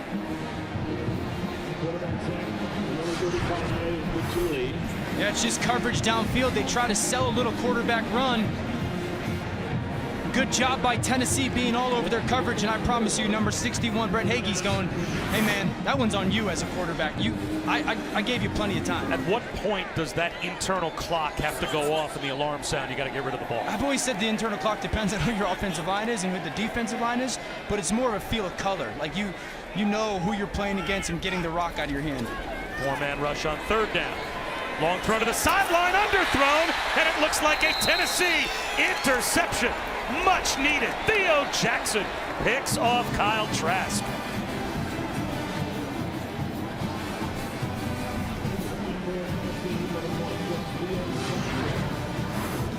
First mistake of the day for Kyle Trask. Just a second late throwing this football, and you really have to drive that ball to the sideline. Jackson playing underneath in a 2-man type of coverage.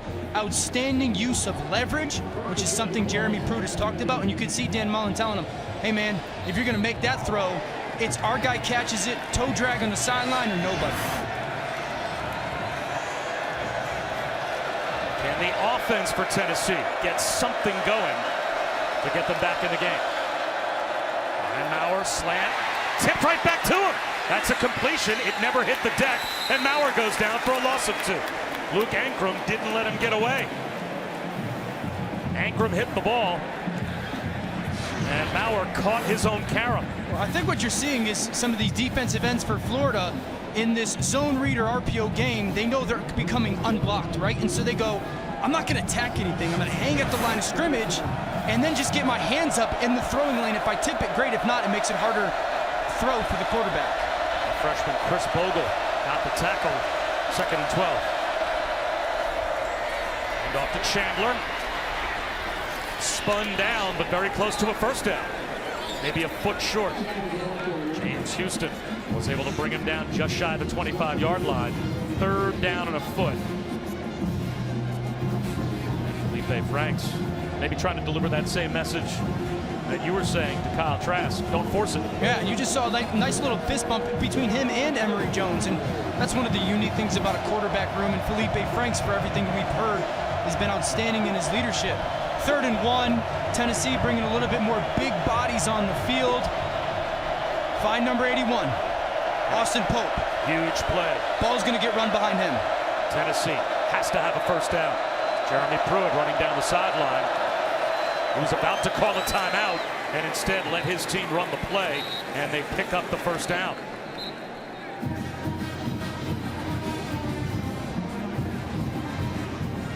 Carlin Filsaime. Check that Crouch was able to move the chains. So it is a first down out to about the 29-yard line.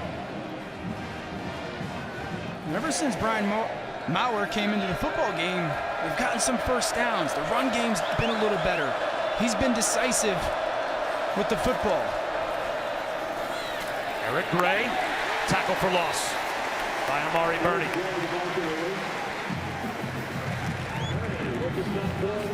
And guys, keep in mind on offense, they're without their starting left tackle, Wanye Morris, very talented freshman. He hasn't been able to play, injured his right ankle. They're taping it up. We'll see if he can get back out there.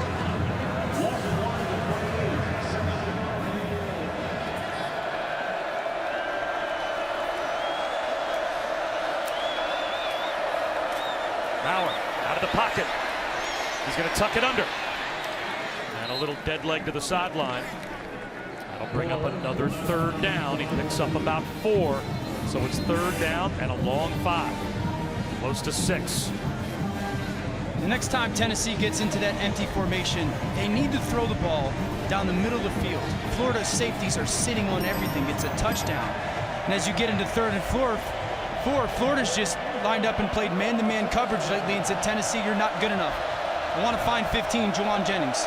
I want to motion him, see if I can get a pick or a rub route and him beat man. That is Jennings in motion. Maurer instead takes a shot down the sideline. No chance to connect with Josh Palmer.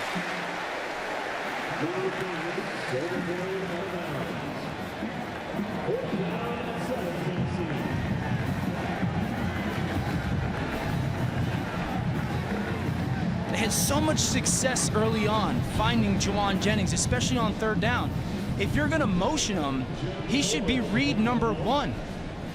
And let your young quarterback rely on the senior to go make some plays for him.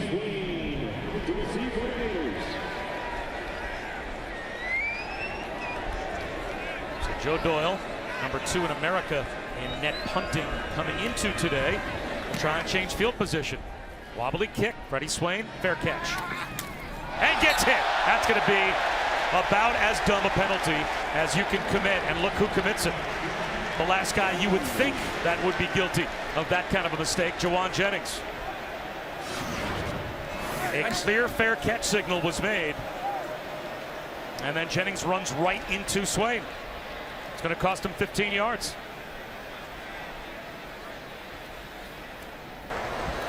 Kick catch interference on the kicking team, number 15. 15-yard penalty. Kick. First down. Wisconsin over Michigan. Let that sink in. Pierce pops forward for about 1.5 yards. It'll be 3rd down and 3 for the Gators. And at what point does the conversation, even with most die-hard Michigan fans, if they're not there already, turn to Jim Harbaugh never ever seems to win the big litmus test game that's going to set up a Michigan season? Tell me how you really feel. No, I agree with you. This is the season that certainly has been set up for him in success. Wisconsin looks to be much better than some people anticipated. Really on the defensive end, they're playing so well, but Michigan's got a lot of questions around that football team. Trask somehow squeezes the slant in for a first down to Van Jefferson. And Van Jefferson's got something to say to Bryce Thompson after the play is over.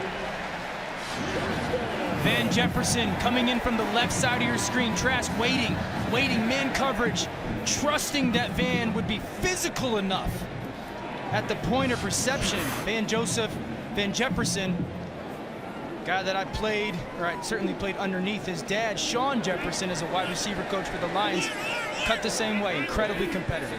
Now the wide receiver coach for the Jets. Trask curls it to the sideline. Toho coming untouched on the blitz.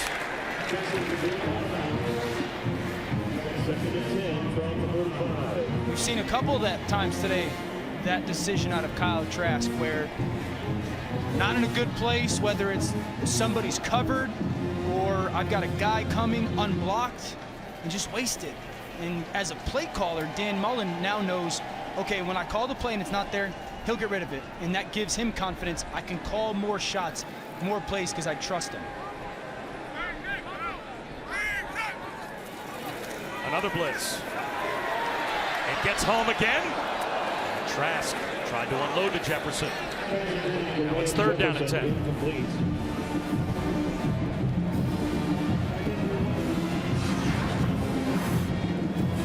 Left tackle Forsythe does a nice job of just catching a piece of two.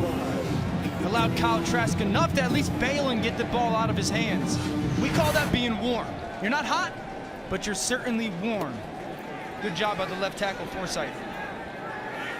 I expect Jeremy Pruitt to come after Kyle Trask right here. Won't be surprised if you see some kind of slip screen out of Florida. There's a 5-man rush. Trask over the middle. Wide open was the tight end Kyle Pitts as Bryce Thompson fell down. Nigel Warrior made the stop, but Bryce Thompson, the outside corner, was laying on the deck as Pitts turned in. Please refer to him as right name, Young Kelsey. Love the inside release and the suddenness at the top. That stick over his left foot. Shaking the corner. Mismatch problem for this year and likely one more for Florida's offense.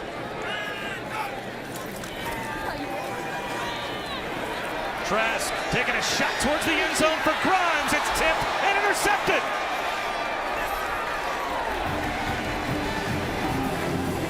Alontae Taylor on the carry gets a pick. And it's another takeaway for the Tennessee defense, their 3rd. Kyle Trask been a little bit indecisive on this drive. Tried to fit the ball in with the safety in the middle of the field. Alontae Taylor trailing behind as Jackson's there at contact. Grimes trying to go up and make a play, and Alontae Taylor there for the tipped pick. So Alontae Taylor, first true freshman to start a season opener in 6 seasons when he did that last year.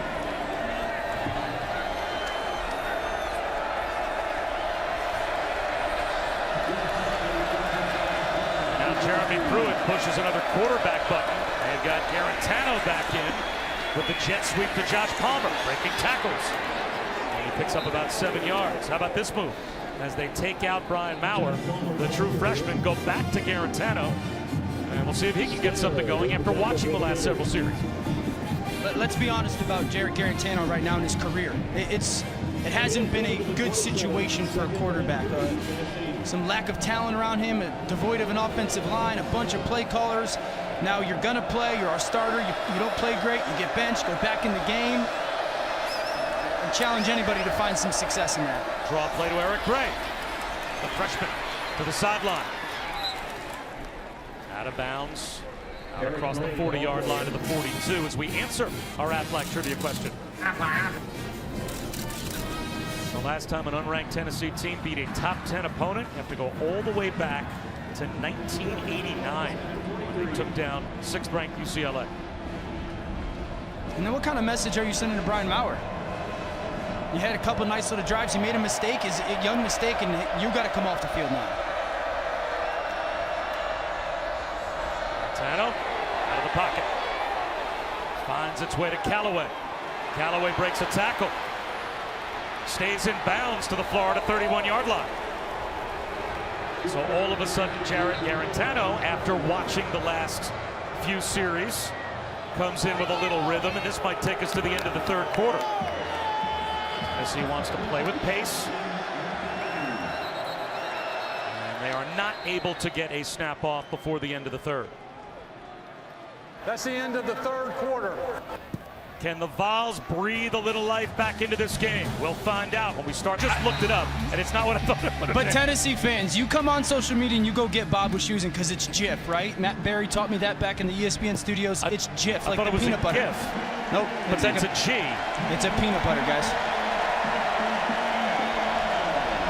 Can the Vols open the fourth quarter with anything positive? False start. Number 56 on the offense. 5-yard penalty. First down. Instead, they will open the fourth quarter with a false start. Riley Locklear.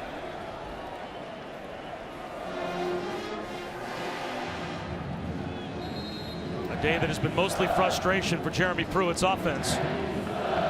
In spite of the fact that the Gators have 24 points on the board, if you've watched this game, the Tennessee defense has done everything that it can do to keep their team in the game.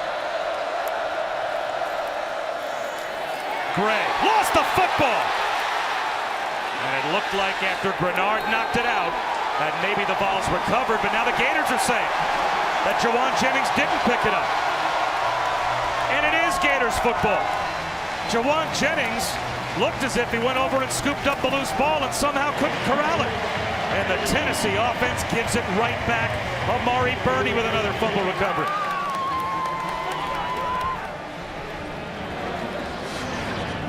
Jonathan Grenard his buddy Zuniga's not playing. He wants to get player of the game. Just the physicality. Throws the tackle off him, gets his hand in there. Jennings tries to scoop it up. Left hand, pop the ball right on top. I'm stronger than you. Ball comes out for the young freshman, Eric Gray. And watch Jennings. What do they always say? Go fall on it rather than trying to scoop it up. Back to the offense for Florida. Off another takeaway. Trask. He's going to take a shot down the sideline for Copeland. And Copeland drops the ball.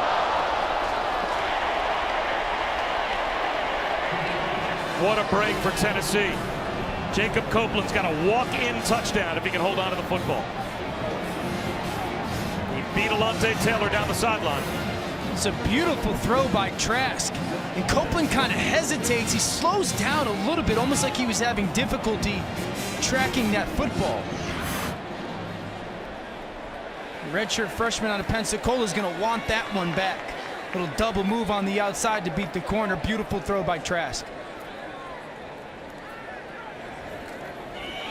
Play action for Trask over the middle. Trayvon Grimes easily picking up a Florida first down. Another update with Matt. Guys, scary moment here in the Michigan-Wisconsin game. Dylan McCaffrey keeping the ball. And watch the hit he takes there from Reggie Pearson. No surprise, it was ruled targeting. Pearson was ejected. Shea Patterson would come back in and lead the Wolverines to a touchdown. 35-8 Wisconsin. We will keep our fingers crossed for McCaffrey that he's okay. That was a scary looking hit.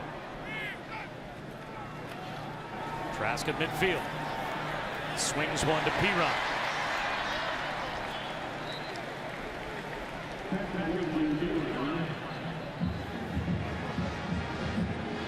Jalen McCullough came up to make the stop for the Vols.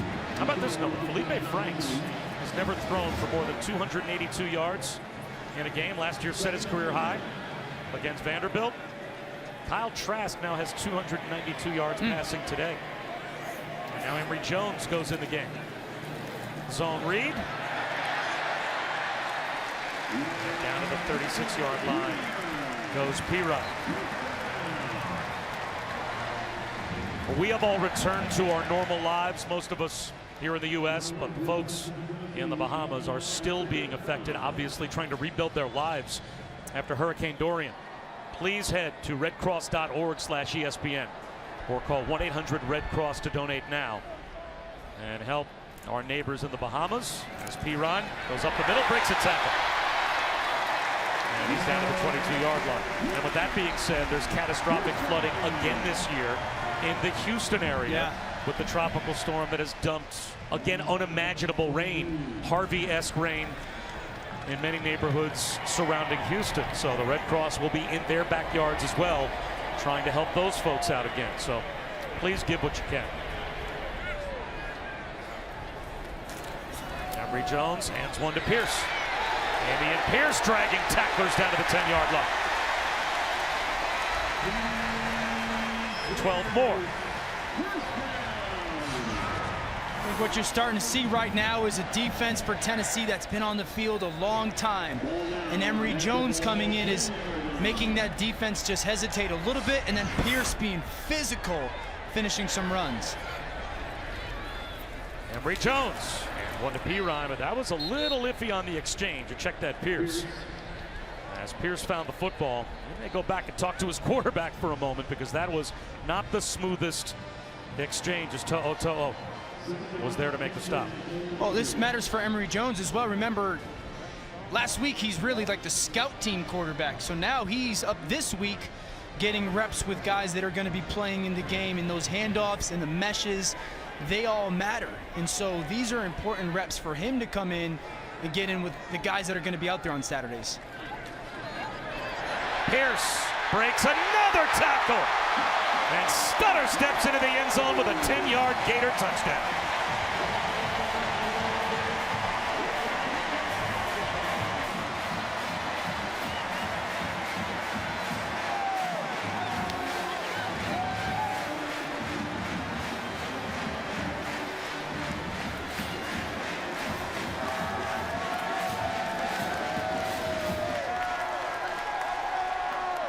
That drive's going to make Dan Mullen happy. They want to get this run game going, and that drive was about run game, physicality, imposing your will.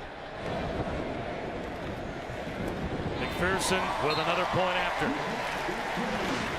31-3. The Gators on top, and that was a statement drive. The big back, Damian Pierce, not going to arm tackle him into the end zone. Florida big.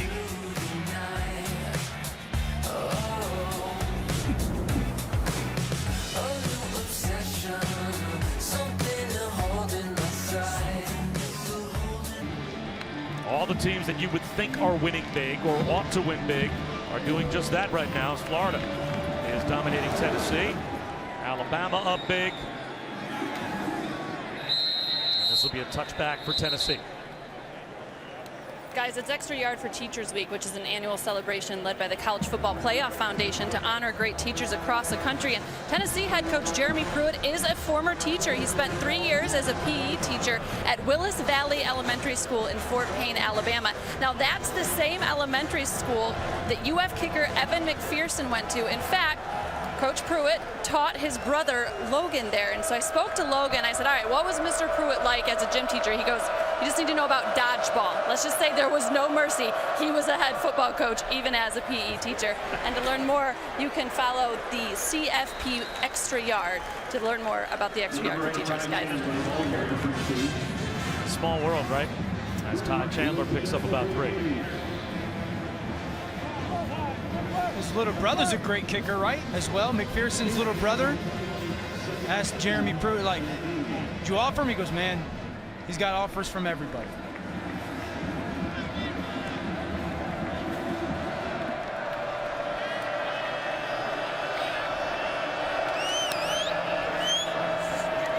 Garantano gives it to Todd Chandler again. Chandler has a yard. It'll be 3rd down and 5. I think for Tennessee right now, mentioned it a couple times, this is a very young football team. And this 10 minutes is going to be really important for them. Their next 4 weeks are absolutely brutal with their schedule.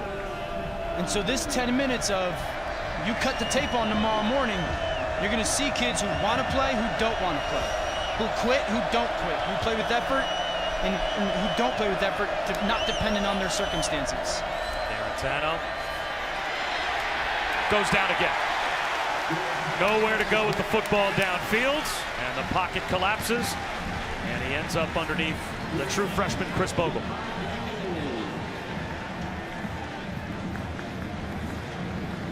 Well, not only does Tennessee on the road take on a Florida team today that's number 9, but over the next 3 weeks they play 2 of the top 3 teams in America in Georgia and then at Alabama, sandwiched around a game against Mississippi State in Knoxville. So that's life in the SEC. If you're in the SEC, at some point you're going to play teams that are ranked in the top 10, and they play 3 in a 4-week stretch. Shanked punt from Doyle, but gets a good roll. Out of bounds. Check that, Paxton Brooks out of bounds at the 35-yard line of Florida. With 9.5 minutes to go. Malik Davis and Kyle Trask in the backfield for Florida as they start at their own 35-yard line with a screen to Jacob Copeland. Copeland drops what could have been a touchdown down the sideline on the last drive for Florida, and they come right back to him here. I think one of the things that I've been really impressed with today with Dan Mullen in regards to Kyle Trask is he had to learn how Kyle Trask thinks in a game, right? Like, he's been so used to Felipe Franks. You got to learn how your quarterback thinks and feels and see things. And Dan Mullen has been spot on today for Kyle Trask, and really last drive Emory Jones. And now they've got Emory Jones back in. Malik Davis takes the handoff. Gets out across the 40-yard line. Now, at some point, would you like, if you're Dan Mullen, certainly these quarterbacks, I guess, to settle in on an offense? Or do you think there's always room for an Emory Jones package to be successful? There's always room for an Emory Jones package. One, the special player that he is and will probably be in his career here. Two, you force defensive coordinators to have to plan for multiple things. You only get so much time to prepare as a coordinator for college kids during the week. So you give these coaches a lot to have to prep for, and this game plan that you present to a team is massive, and so that only puts more stress on a defense.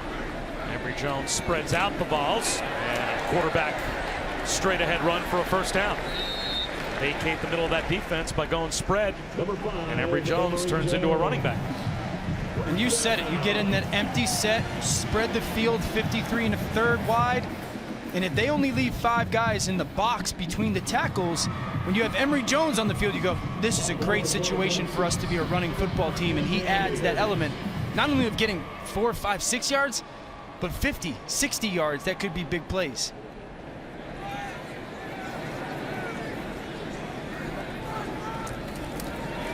Jones swings one to Davis.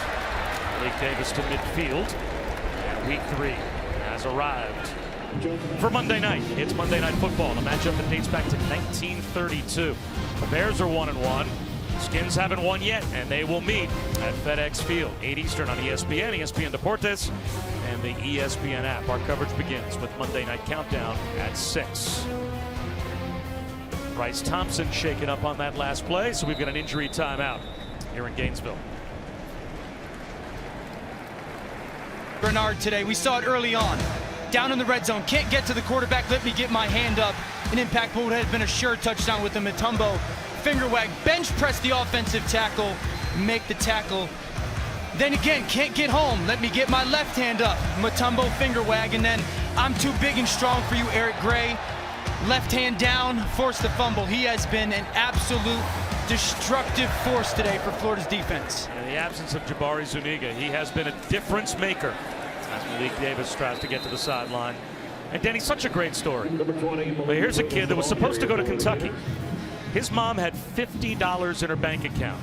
They got a hotel room, loaded up the car with gas, drove to Lexington to a camp where Grenard was supposed to put the cap on and commit to Kentucky.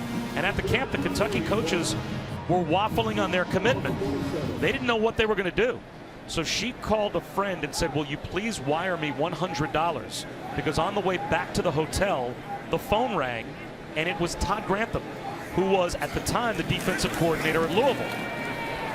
There's a slant for Van Jefferson. He makes the catch. And Todd Grantham told the Grenards, hey, come on up here to Louisville. I'll take you. And so they wired $100, friends did, to the Grenard family. And that was enough money to get them with gas money to Louisville. That's where he ended up playing. And that became his guardian angel. And now as a grad transfer, because they had a coaching change at Louisville, he had a year left of eligibility. He decided to follow Coach Grantham down here to Gainesville to close out his career as a Gator. And as he had an impactful day today, to say the least, Malik Davis bottled up after a gain of a couple, Allison. Well, Bob, he said having his former DC here at Florida is really a dream scenario. You see, he grew up in Georgia, but he's always been a Florida fan. So when he decided to transfer, the quickest call he could make was to Todd Grantham to see if he would be interested. He realized they had a big-time need at his position here. He said everything just came together. He said he got here, he came out onto the field, he went and saw the statues outside the stadium. He said, I took it all in and just thought, wow, my dream really has come true. And I would say I don't know who I'm more impressed with within that story. Grantham, the defensive coordinator, and you always hear this about coaching, they don't know how much you know till they know how much you care, or they don't care how much you know till they know how much you care. Him being, hey, come out and come play for us at Louisville. Or Gennard's mother doing whatever she could, whatever it took to get her son up to Louisville to make sure that he could live out his dream in many ways.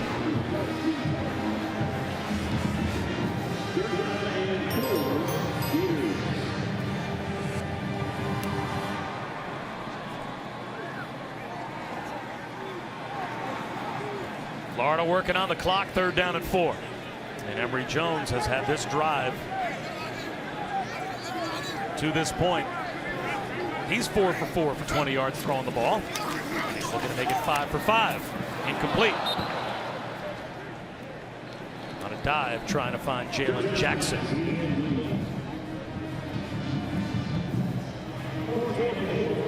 These are really good, valuable reps for Emory Jones right now.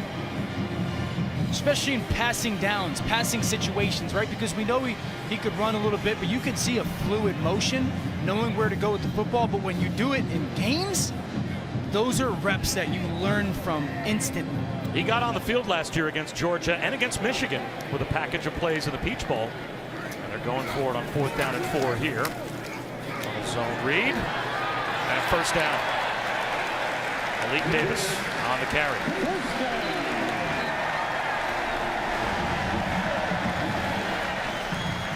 Well, Saturdays of the South, Part 4 continues Tuesday at 9 Eastern on the SEC Network. It's Part 4 of the 8-part series on the history of the SEC. It is so good. They'll take a closer look at the '79 Sugar Bowl between Penn State and Alabama. Archie Manning becoming a hero during the '69 Ole Miss-Alabama shootout. And LSU beating Ole Miss in 1972. We got a good story about that '79 Sugar Bowl. As Emory Jones going to lock one down the sideline. Jump ball at the goal line, batted around. And it's incomplete. Copeland, the intended receiver. Kenneth George. And Adam West. Never heard of him. There you go. Perfect. How much younger you are than me could not have been summed up better just now. Than you have no idea who Adam West is. That was a pretty easy Christian Bale answer. No. Adam West is Batman. All the movie guys are frauds. Adam West is Batman. Sports Center from LA later on tonight after UCLA Washington State with Linda and Stan.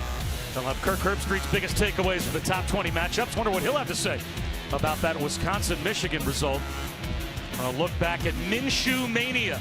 The Wazoo quarterback has had an amazing week for Jacksonville. And can the Cubs get back in the wild card chase with a week left in the season? Sports Center after college football on ESPN and the ESPN app. Now Brian Maurer, the freshman, is back in for an offense for Tennessee that is just trying to get to the bus and regroup because it does not get any easier. They have a couple of weeks to prepare. They'll have a bye next week, and then it will be Georgia in 2 weeks coming to Knoxville. There's not going to be a lot of good to take from this tape for Tennessee's offense. They've got to make, obviously, a decision who's going to play quarterback for them. And then when they do, what's this quarterback do well? What's he not do well? And we got to craft their offense around that, because I don't know if they're doing that for these quarterbacks just yet. And their offensive line's young. They need to play better, no doubt.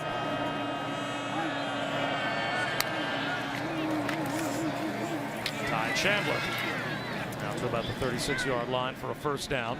Well, Brian Maurer, we had him as a 4-star prospect as far as our ESPN recruiting guys were concerned. He went to the Elite 11 quarterback camp, and he set county records in Ocala here in Florida as a senior. Threw for 3,500 yards and 34 touchdowns just during his senior year. His high school career threw for 64 touchdowns. And he really may be the quarterback of the future for the Vols. Is the future now, as Tim Jordan gets knocked down with under a minute to go. And I guess you also have to, Dan, if you're Jeremy Pruitt, with a wide-angle lens, now look at what your season is about as you start off the year at 1-3. Is it just about, even if that quarterback takes his lumps, putting a freshman out there and allowing him to make his mistakes, just get ready for the future? When you hear Jeremy Pruitt talk, he talks about practice during the week. He goes, the kids who practice the best, those are going to be the guys that play.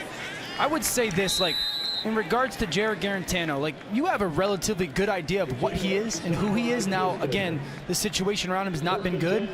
But if you believe that Maurer gives you the best chance or as good of a chance to go win football games, you play him, give some energy or juice to this football team, and see if he can be your guy moving forward. Looks like the last play of the game is going to be a handoff to Tim Jordan. And Jordan gets walloped by LeCedric Brunson, and that completes a very convincing win for Dan Mullen's Gators, 34-3.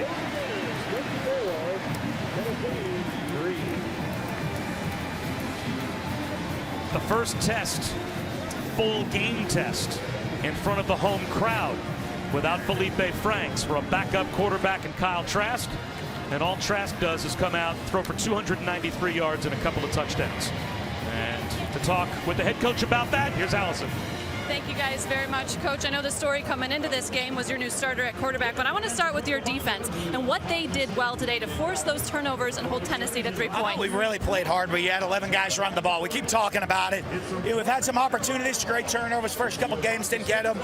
I just stress 11 guys run as hard as you can in the football. Good things will happen. We played hard when that happens, and we had the opportunity, got after him, made some plays. I got to ask you about this guy here, Kyle Trask. Obviously, he's played for you, but this was his first start. Yeah. What did he do well? He did a great job, but we expected that. He really came in, managed the game well. You saw him make good decisions. We didn't have to hold anything back. We threw the whole game plan out there. He knows that he's played it before, and I thought did an amazing job. You know, I mean, led us up and down the field, made all kinds of great reads, made a bunch of great throws. You know, had some confidence out there. Hopefully he had some fun. They've been waiting a long time for this. I hope he had a fun day. There's a smile finally. It certainly looked fun for you out there. And Kyle, I know you tried to say that this was still a normal game for you, but it has been since your freshman year of high school, since you took the first snap in a football game. So what did it feel like for you today? I mean, it felt great. We had a great week of practice, and I was ready to come out here, and all phases of the team did a great job, offense, defense, special team, and I'm just really proud of our team. What did allow you guys to work so efficiently on offense today? We had a great week of practice. Everybody was, all dialed in the whole week, and I wasn't surprised to come out here and produce the way we did. What was going on with you and Felipe Frank throughout the game? He seemed to really be in your ear a lot, trying to help and support you. Yeah, like I said last week, he's a great leader for our team, and he's always there. He's always at the facility helping out, and he's a great friend of mine, so a great teammate, and he's just trying to help me out after every series. Kyle, thanks so much for the time. Congratulations. Thank you. Kyle Trask certainly looks like a starting quarterback, played like it today, and Florida wins, going away over Tennessee. For Dan Orlovsky and Allison Williams and our entire crew, I'm Bob Wischusen. So long from Gainesville. We head back to Matt in the studio.